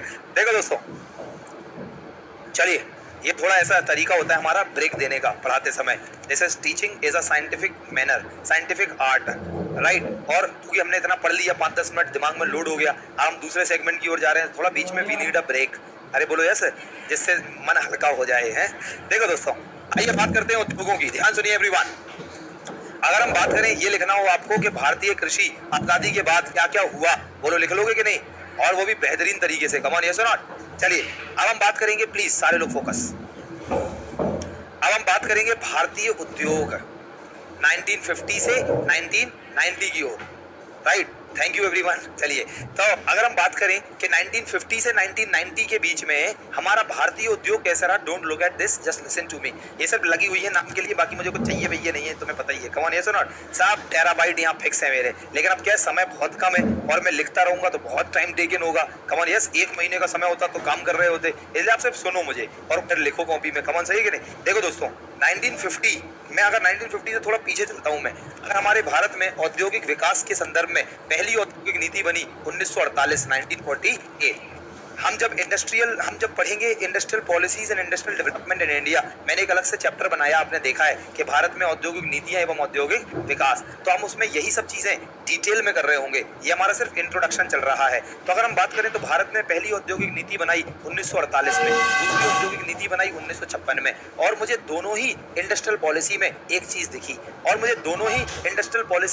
दिखी, और उस तो अगर हम कहें कि दोनों ही इंडस्ट्रियल पॉलिसी में क्या दिखा, तो उसमें मुझे ये दिखा कि हमारे देश में हुआ कुछ यूं कि सरकार ने अपने अंडर में ज्यादा प्रभुत्व रखा, अपने अंडर में ज्यादा प्रभुत्व था, अर्थात ज्यादा से ज्यादा उद्योगों को, उद्योग का मतलब जैसे एक सीमेंट इंडस्ट्री होता है, एक कोल उद्योग होता है, एक फर्टिलाइजर इंडस्ट्री है, एक पेट्रोलियम इंडस्ट्री है, एक अल्कोहल इंडस्ट्री है, एक फार्मास्यूटिकल दवाइयों की इंडस्ट्री है, एक ट्रांसपोर्टेशन परिवहन का इंडस्ट्री है, एक टेक्सटाइल कपड़ा उद्योग है। दोस्तों अगर हम बात करें तो हमारे हिंदुस्तान में जितने भी उद्योग थे वो अधिकांश सरकार के पास थे, चाहे वो केंद्र सरकार हो या वो राज्य सरकार हो। ये इंट्रोडक्शन है और डिटेल में बात करेंगे, चाहे वो केंद्र सरकार हो या वो राज्य सरकार हो। और यहाँ पर पहली या दूसरी दोनों औद्योगिक नीतियों में दोस्तों जो प्राइवेट सेक्टर था उसका सेकेंडरी रोल था, उसकी द्वितीयक भूमिका थी। मतलब जो प्राइवेट सेक्टर था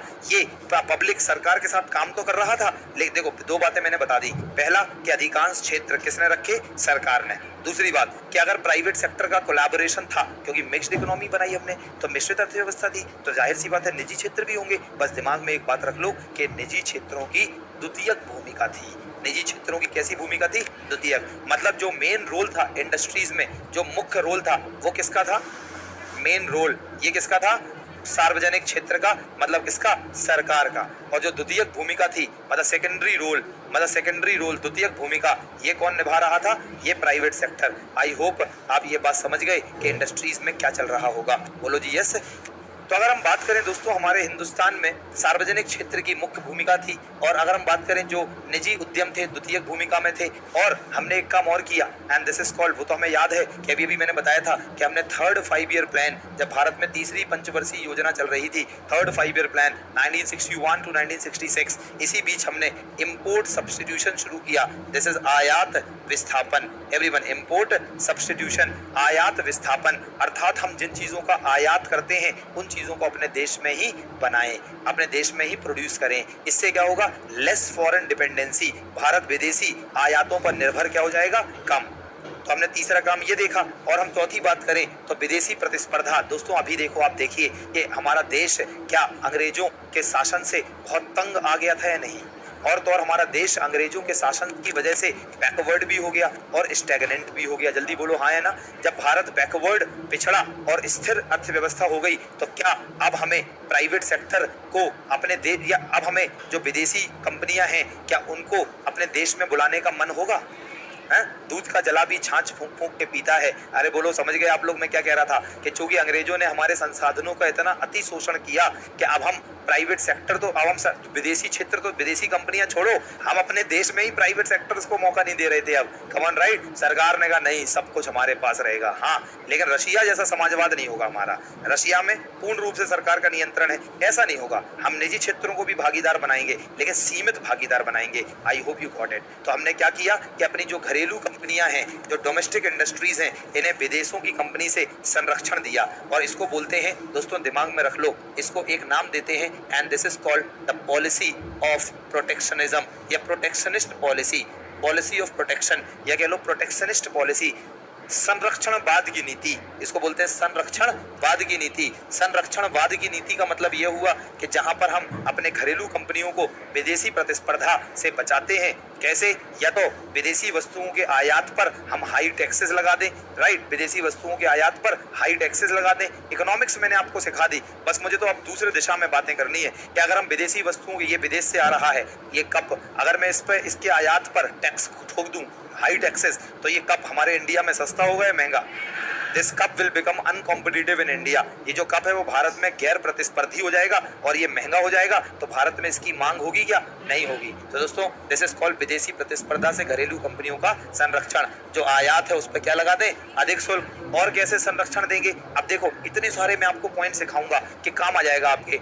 अगर लिखना हो कि कैसे संरक्षण दें, तो पहले तो इम्पोर्ट ड्यूटी बढ़ा दो, और दूसरा काम क्या करो? दूसरा काम ये करो कि भैया जो आयात कोटा है इसको निर्धारित कर दो। आप फॉरेन ट्रेड में, मैंने आपको लिखवाया था ट्रेड बैरियर्स, मैं लिखवाया लाइक टैक्स रिलेटेड और नॉन टैक्स रिलेटेड। कुछ याद आया? देखो अपने लास्ट चैप्टर में व्यापार बाधाएं लिखा हुआ है कि नहीं? तो दोस्तों अगर हम बात करें तो हमने एक फिक्सिंग द मैक्सिमम कोटा, कि भैया देखो आप इतने क्वांटिटी में आयात कर सकते हो, इससे ज़्यादा नहीं। तो क्या हमारे घरेलू कंपनियों को संरक्षण मिल जाएगा कि नहीं? तो ये था हमारी दशा during 1950 to 1990 related with the industrial sector, भारत के औद्योगिक क्षेत्र से संबंधित। कमन राइट ना।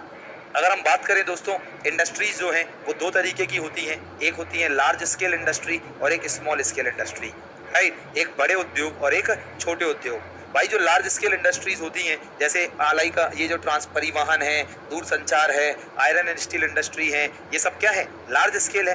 दोस्तों बस इतना याद रखो कि जो लार्ज स्केल इंडस्ट्रीज हैं ये क्या करती हैं? ये बुनियादी ढांचे की सुविधाओं को प्राप्त करती हैं, बुनियादी ढांचे एवं सुविधाओं को प्रदान करती हैं। मतलब क्या? समझो कि जैसे अगर हम बात करें टेलीकॉम इंडस्ट्री, तो मैं यहाँ से बैठकर ये ऑनलाइन वाले जो बच्चे पढ़ रहे हैं इनको मैं क्लास दे रहा हूँ, तो ये टेलीकॉम इंडस्ट्री की देन है। और ये एक इंफ्रास्ट्रक्चर बना रहा है जिससे मैं अपनी बात दूर दराज के क्षेत्रों में भी पहुंचा सकता हूं। सड़क हो गया, परिवहन हो गया, कोई भी चीज। तो अगर हम कुल मिला के बस इतना मानो कि जो बड़े उद्योग होते हैं वो भारत के बुनियादी ढांचे में अपना योगदान देते हैं। भाई ये छोटी इंडस्ट्री होती है, स्मॉल स्केल इंडस्ट्री, सबसे मेन बात ये क्या, ये दो तीन चीजों में बहुत सहायक है भारत में, इन्हें समझ लो। जो स्मॉल स्केल इंडस्ट्रीज होंगी, जो छोटे उद्योग होंगे, उनमें सबसे मेन बात ये हमारे हिंदुस्तान के जो बड़े इंडस्ट्रीज हैं इन्हें कच्चा माल प्रदान करेंगे। क्या प्रदान करेंगे?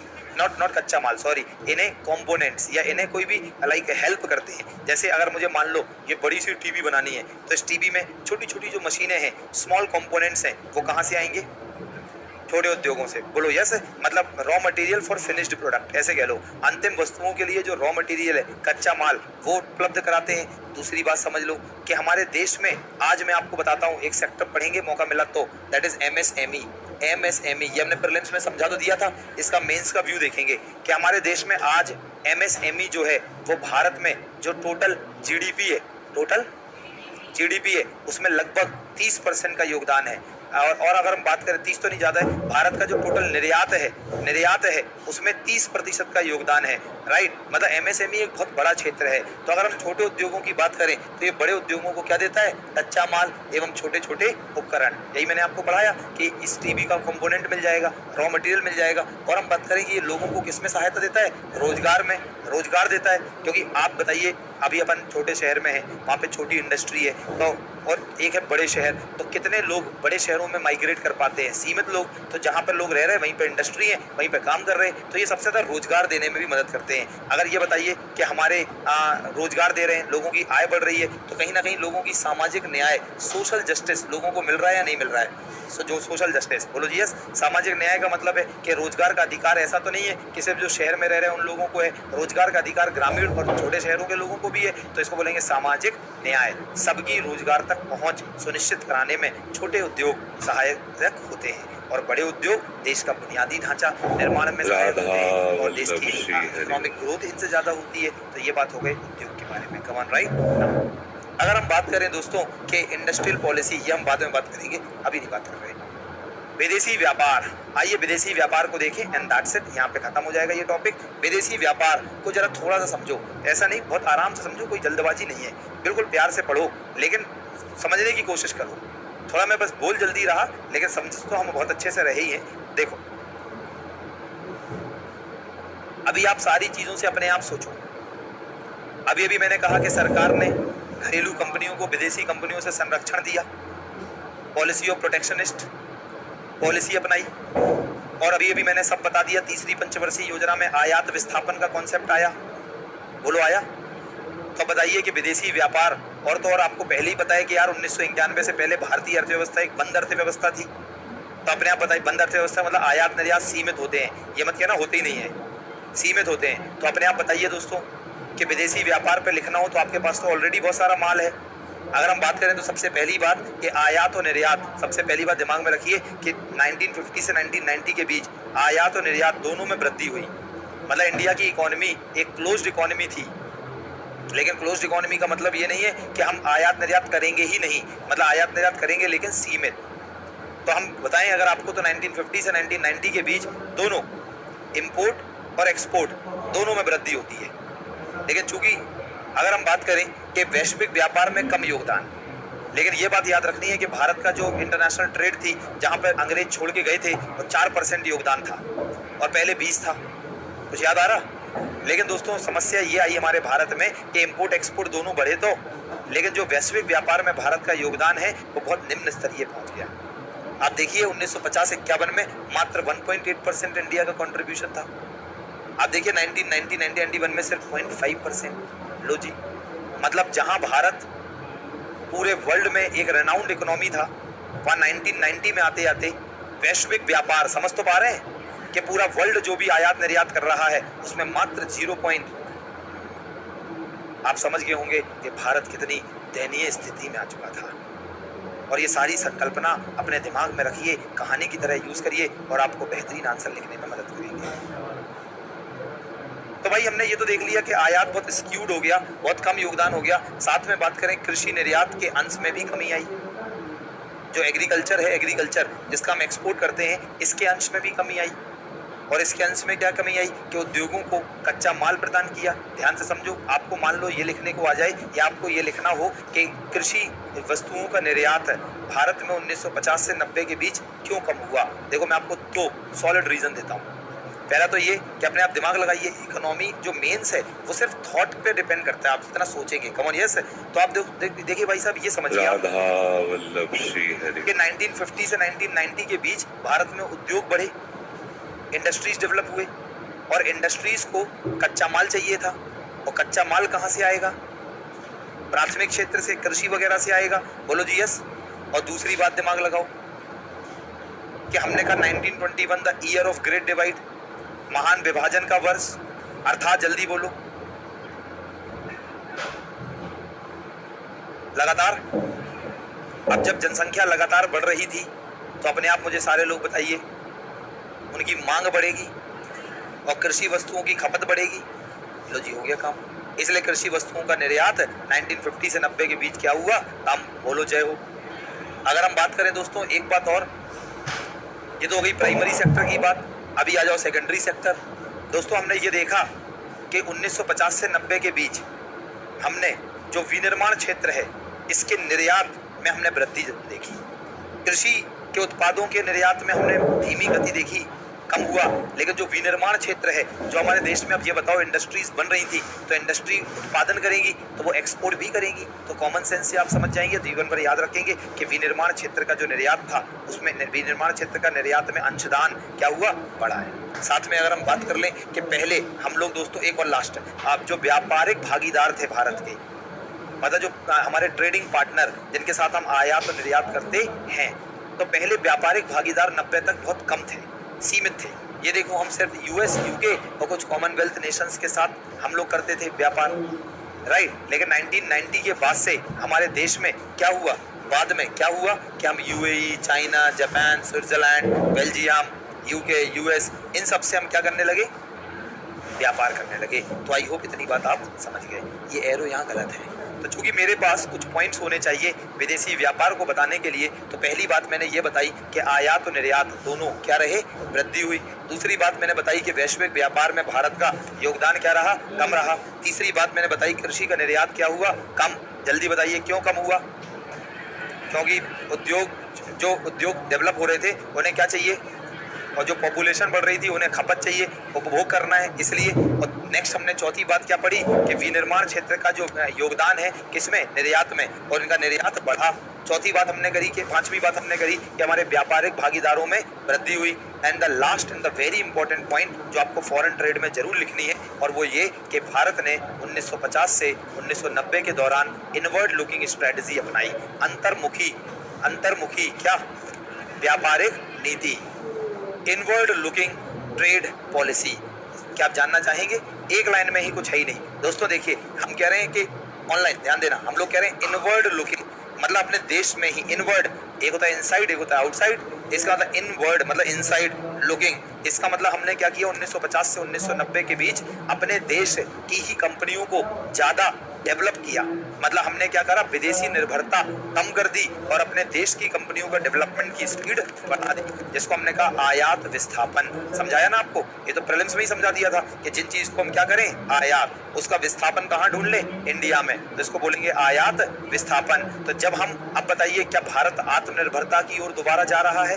तो जब हम आत्मनिर्भरता की ओर बात करें, जब हम जो चीजें आयात करते हैं उन, अगर संभव है, कच्चा तेल तो संभव है ही नहीं भाई, कच्चा तेल क्या हम प्रोड्यूस कर सकते? भाई वो तो हमें इंपोर्ट करना ही पड़ेगा। लेकिन वे चीजें जो भारत उत्पाद कर सकता, तो उसको हम आयात करने की बजाय अपने देश में ही प्रोड्यूस करें।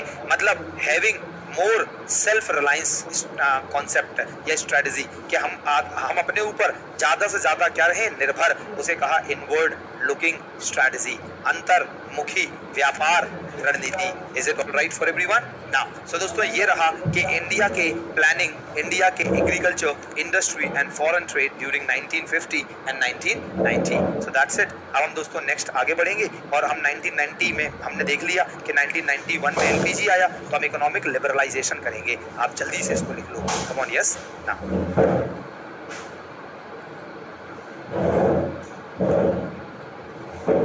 तो पहले हम थोड़ा सा एक परिचय लिखेंगे इस चैप्टर का। तो लिख लीजिए, हेडिंग डालिए, चैप्टर 2 है ये, और हेडिंग बनाए। ऑनलाइन कैसा चल रहा है आप लोगों का? तुम ऑनलाइन में हो क्या भाई? नाउ तो दोस्तों लिखिए, भारतीय अर्थव्यवस्था, चैप्टर 2 है, हेडिंग डालिए बढ़िया से, भारतीय अर्थव्यवस्था, और ब्रैकेट में लिख लो 1950 से 1990, 1950 से 1990, 1950 से 1990 लिख लो। स्वतंत्रता के बाद भारत द्वारा, thank you online, thank you, स्वतंत्रता के बाद भारत द्वारा अपनाए गए मिश्रित अर्थव्यवस्था मॉडल ने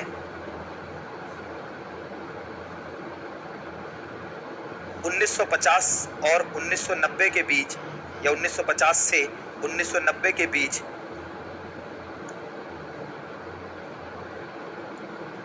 इसके आर्थिक विकास के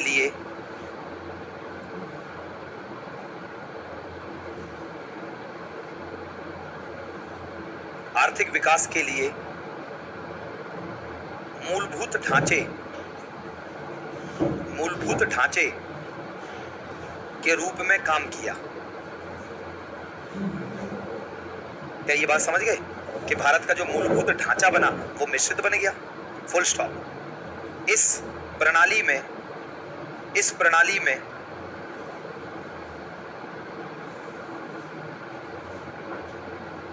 यह निर्धारित करना कि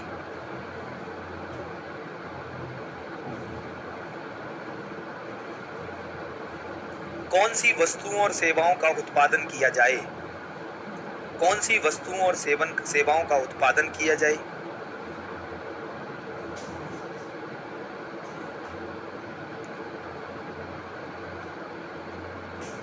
कौन सी वस्तुओं और सेवाओं का उत्पादन किया जाए, मतलब what to produce, right, comma, कैसे उत्पादन किया जाए, हाउ टू प्रोड्यूस, कैसे उत्पादन किया जाए,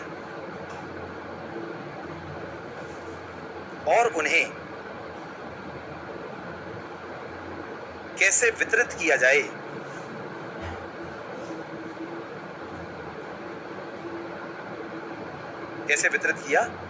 कॉमा, सरकार, कॉमा करके, सरकार और बाजार की सेनाओं,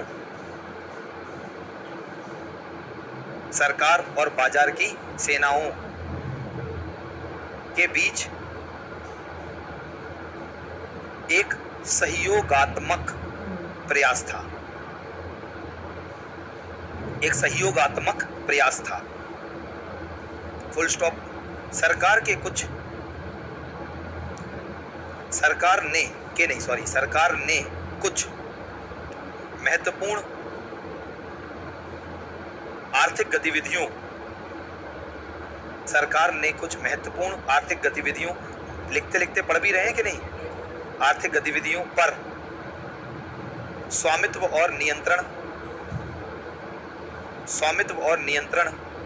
ग्रहण किया, बोलो किया है नहीं, स्वामित्व और नियंत्रण ग्रहण किया, कॉमा, विशेष रूप से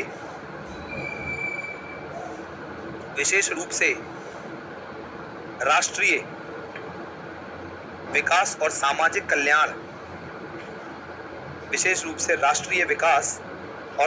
कल्याण,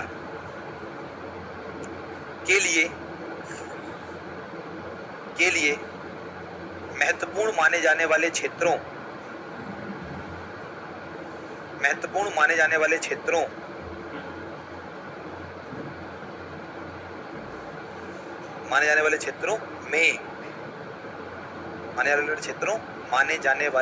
में, कॉमा, साथ ही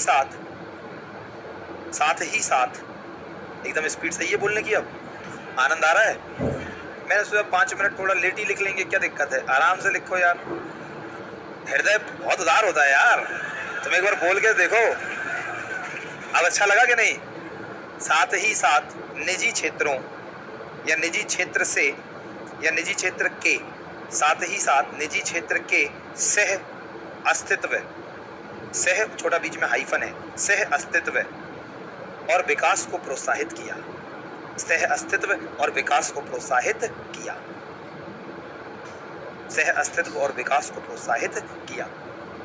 ना। नेक्स्ट दोस्तों, अब बीच में लिखिए 1950 से 1990 के बीच, ऐसे लिख दीजिए 1950 से 1990 के बीच। एक बेहतरीन नोट्स निकल के आने चाहिए आप लोगों के। कम ऑन, यस, बन रहे हैं बेहतरीन। मुंह बना के बोल रही, मुस्कुरा के बोल।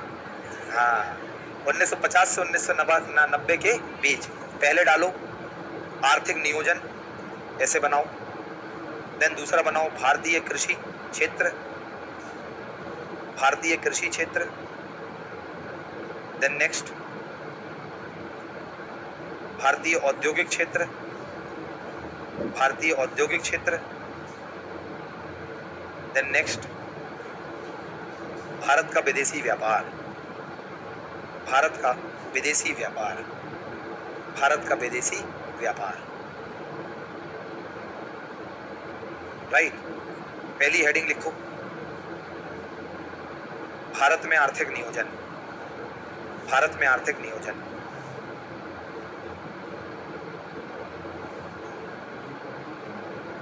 भारत ने आर्थिक नियोजन हेतु पंचवर्षीय योजनाओं का मॉडल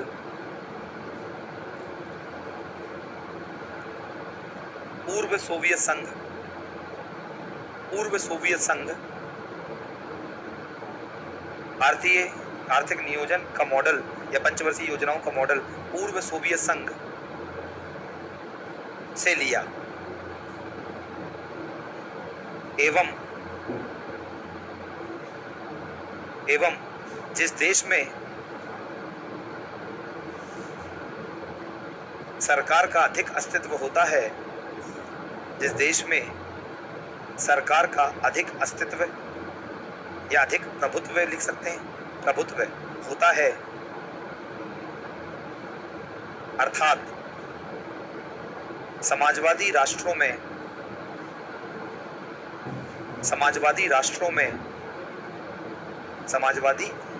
में आर्थिक नियोजन अनिवार्य होता है, आर्थिक नियोजन अनिवार्य होता है। नेक्स्ट पॉइंट लिखें, आर्थिक नियोजन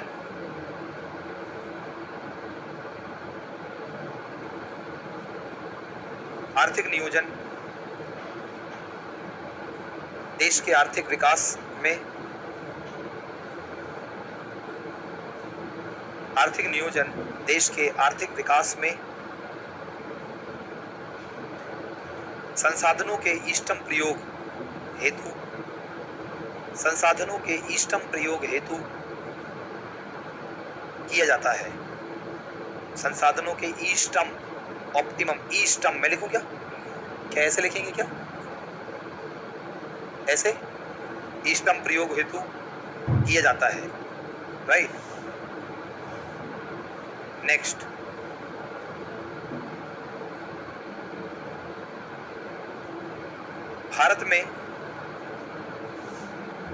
भारत में आर्थिक नियोजन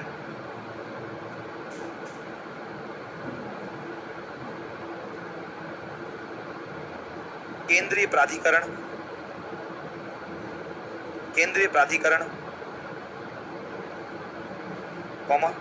योजना आयोग के द्वारा किया जाता था एवं भारत केंद्रीकृत योजना प्रणाली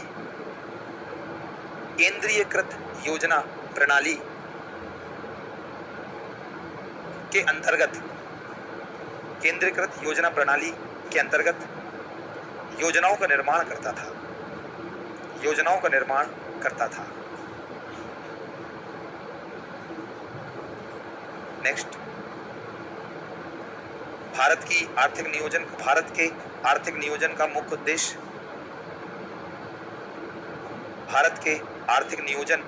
उद्देश्य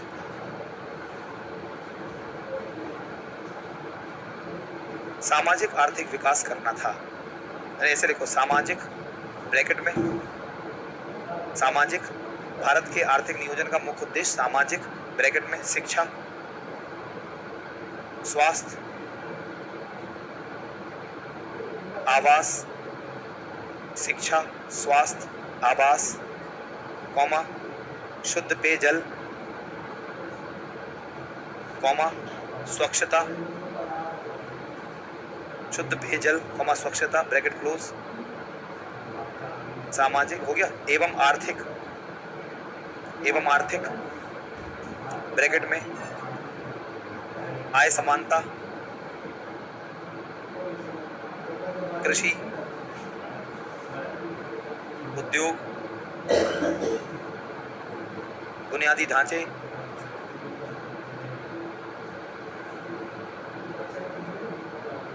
जैसे परिवहन, कौमा दूरसंचार, कौमा सड़कें, कौमा बंदरगाह, कौमा ऊर्जा संयंत्र एवं व्यापार, ब्रैकेट क्लोज, का विकास करना था।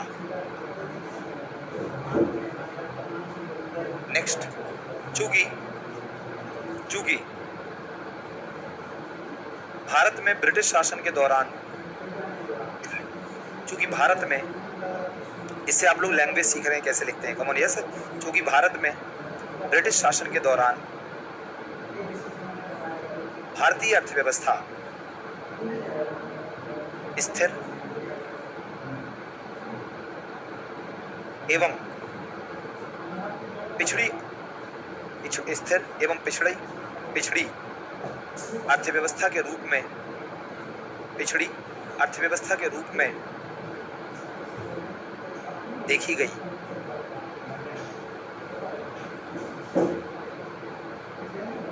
इसलिए कॉमा करके, इसलिए भारत के आर्थिक विकास हेतु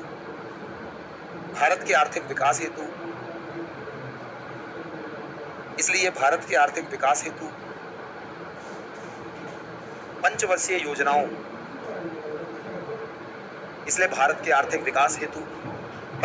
योजनाओं को तैयार किया गया। बीच में लिखें नियोजन,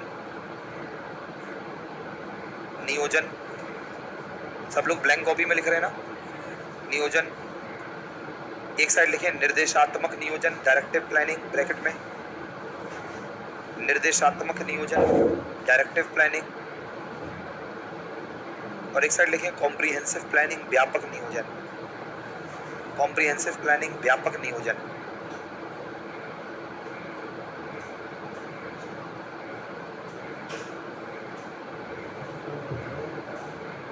निर्देशात्मक में पहला पॉइंट, सरकार की योजनाओं को तैयार करने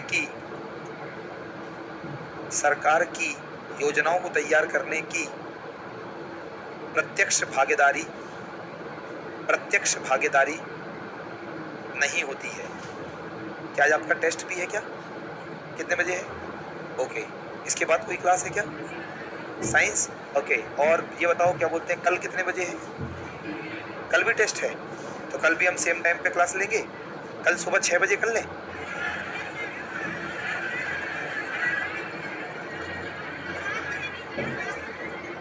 कल 7 बजे कर लें। 7 बजे कितने लोग तैयार हैं? तुम लोग तो तैयार हो, लेकिन इनकी शक्ल देखो। कह रही लो जी, संडे भी नहीं जीने देगा क्या ये आदमी? तो ये मजाक कर रहे हैं सर ऐसे हैं। तो कोई नहीं, आपको मैसेज के द्वारा पता चल जाएगा, ठीक है? अरे नहीं, 8 बजे ही करेंगे यार, ऐसा क्या है? लिखो, टाइम वेस्ट मत करो मेरा। यहाँ सरकार की योजनाओं को तैयार करने की प्रत्यक्ष भागीदारी नहीं होती है। नेक्स्ट पॉइंट, योजनाएं, इसी में बेटा, योजनाएं बाजार की सेनाएं,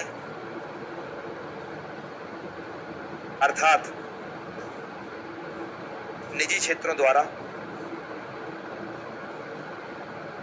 तैयार की जाती हैं, निजी क्षेत्रों द्वारा तैयार की जाती हैं। सही है। नीचे एरो डालो लंबा ठीक ठाक अच्छा सा और लिख लो पूंजीवादी अर्थव्यवस्था। मतलब जो पूंजीवादी अर्थव्यवस्था होगी वहाँ डायरेक्टिव प्लानिंग होगी। इसी के नीचे जो पूंजीवादी अर्थव्यवस्था होगी वहाँ पे निर्देशात्मक योजना होगी। नेक्स्ट लिख लो एक व्यापक योजना में, व्यापक नियोजन में, आर्थिक नियोजन में सरकार की पूर्ण भागीदारी, आर्थिक नियोजन में सरकार की पूर्ण भागीदारी होती है, पूर्ण भागीदारी होती है। एरो डाल के लिख लो नीचे समाजवादी एवं मिश्रित अर्थव्यवस्था, समाजवादी एवं मिश्रित अर्थव्यवस्था। बीच में हेडिंग लिखिए समाजवादी एवं मिश्रित अर्थव्यवस्था, बीच में हेडिंग लिखिए योजनाओं के उद्देश्य, योजनाओं के लक्ष्य, उद्देश्य नहीं योजनाओं के लक्ष्य, योजनाओं के लक्ष्य एक साइड लिख लो अल्पकालीन लक्ष्य और एक साइड दीर्घकालीन लक्ष्य,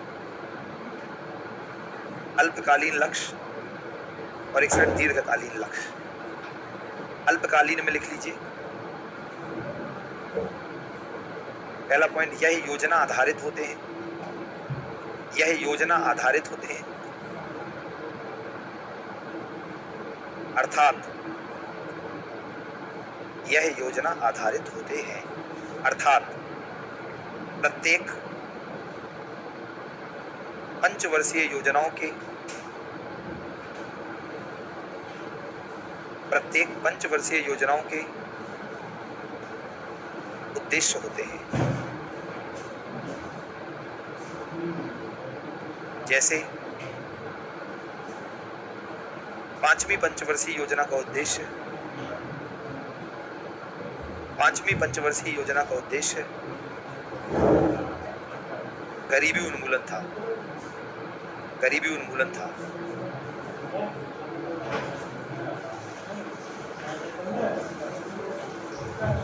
दीर्घकालीन में ये सभी पंचवर्षीय योजनाओं में समान रहते हैं, ये सभी पंचवर्षीय योजनाओं में समान रहते हैं। जैसे नीचे नंबर 1 आर्थिक समृद्धि,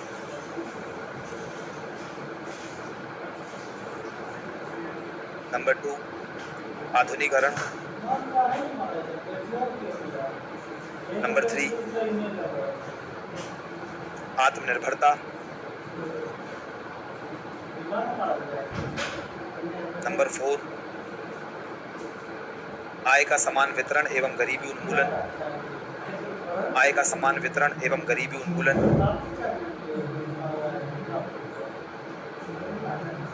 नंबर 5 क्षेत्रीय विकास, नंबर 3 क्षेत्रीय विकास जो भी हो, सामाजिक न्याय,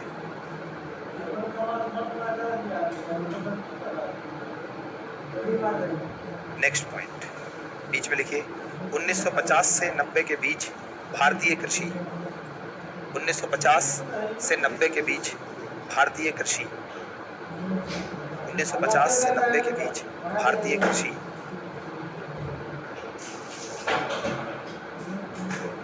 राइट, लिख लो ब्रिटिश शासन के दौरान, ब्रिटिश शासन के दौरान भारतीय कृषि का अत्यधिक शोषण किया गया, भारतीय कृषि का अत्यधिक शोषण किया गया एवं आजादी के बाद, एवं आजादी के बाद सरकार ने सर्वप्रथम, आजादी के बाद सरकार ने सर्वप्रथम भारतीय कृषि के विकास, भारतीय कृषि भारतीय कृषि भारतीय कृषि के विकास, भारतीय कृषि भारतीय कृषि के विकास की भारतीय कृषि के विकास की नीति बनाई, भारतीय कृषि के विकास की बनाई, अरे आ जाएगी यार, रणनीति बनाई एवं भारतीय कृषि के विकास की रणनीति बनाई एवं भारतीय कृषि में निम्नलिखित सुधार किए एवं भारतीय कृषि में निम्नलिखित सुधार किए जिन्हें हम कृषि सुधार के रूप में जानते हैं, जिन्हें हम कृषि सुधार के रूप में जानते हैं। सही है, बीच में लिखिए कृषि सुधार, कृषि नए पेज पे जगह होनी चाहिए, ये फ्लो चार्ट बनाना है। कृषि सुधार, कृषि सुधार एक साइड लिखिए, संस्थागत नहीं, ऐसे लिखिए भूमि सुधार, एक साइड लिखिए भूमि सुधार, सबसे पहले भूमि सुधार, भूमि सुधार पब्लिक संस्थागत सुधार, संस्थागत सुधार। दूसरा लिखिए तकनीकी सुधार, तकनीकी सुधार। और तीसरा लिखिए सामान्य सुधार। कुछ ज्ञान मिला आज की क्लास में? सामान्य सुधार। चलिए, भूमि और संस्थागत सुधार में नंबर 1 बिचौलियों का उन्मूलन, ऐसे लिखना है कि पूरा आ जाए, है ना। बिचौलियों का उन्मूलन, बस 5 मिनट में खत्म करना है। बिचौलियों का उन्मूलन। नंबर 2 काश्तकारी सुधार, काश्तकारी सुधार। एंड नंबर 3 भूमि जोतों का पुनर्गठन, भूमि जोतों का पुनर्गठन, भूमि जोतों का पुनर्गठन। आनंद आ रहा लिखने में? अब आइए, हाँ, तकनीकी सुधार में आइए। तकनीकी सुधार में ब्रैकेट में डाल लीजिए हरित क्रांति, ब्रैकेट में हरित क्रांति, जगह ना हो तो नीचे लिख लीजिए हरित क्रांति। ना, नंबर 1 उन्नत किस्म के बीजों का उपयोग, उन्नत किस्म के बीजों का उपयोग।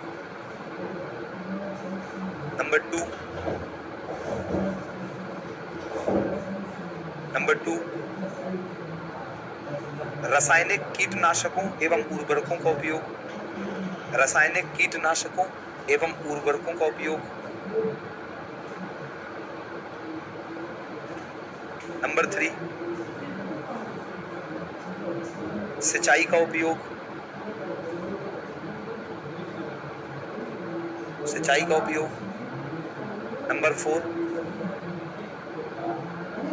कृषि में मशीनीकरण, कृषि में मशीनीकरण, कृषि में मशीनीकरण।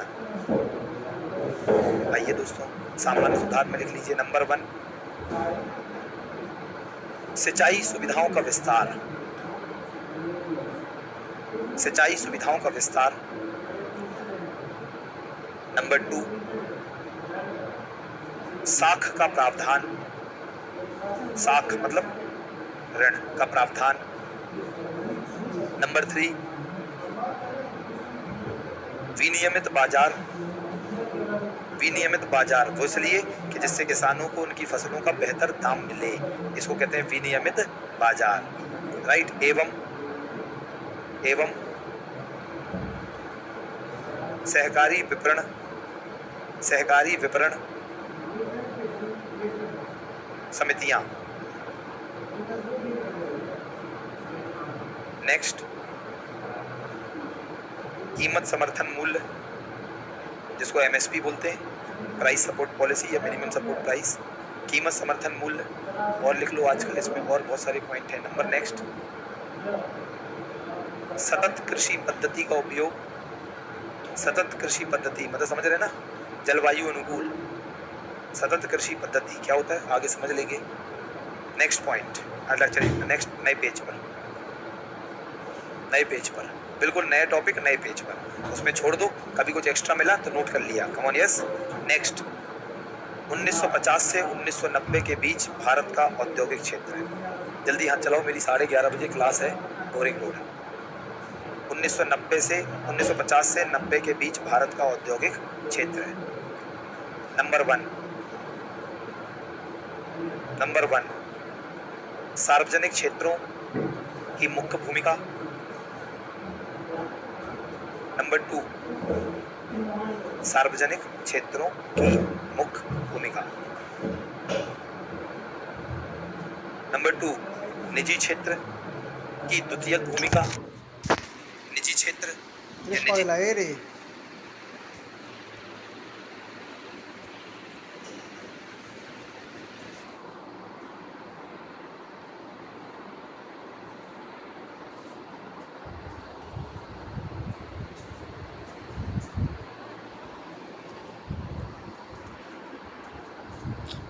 यो छोरा ना पागल है। मोबाइलवा चार वीडियो चला के छोड़ दा सुतल है। मोबाइल चले ले थे हमर बोलियो कर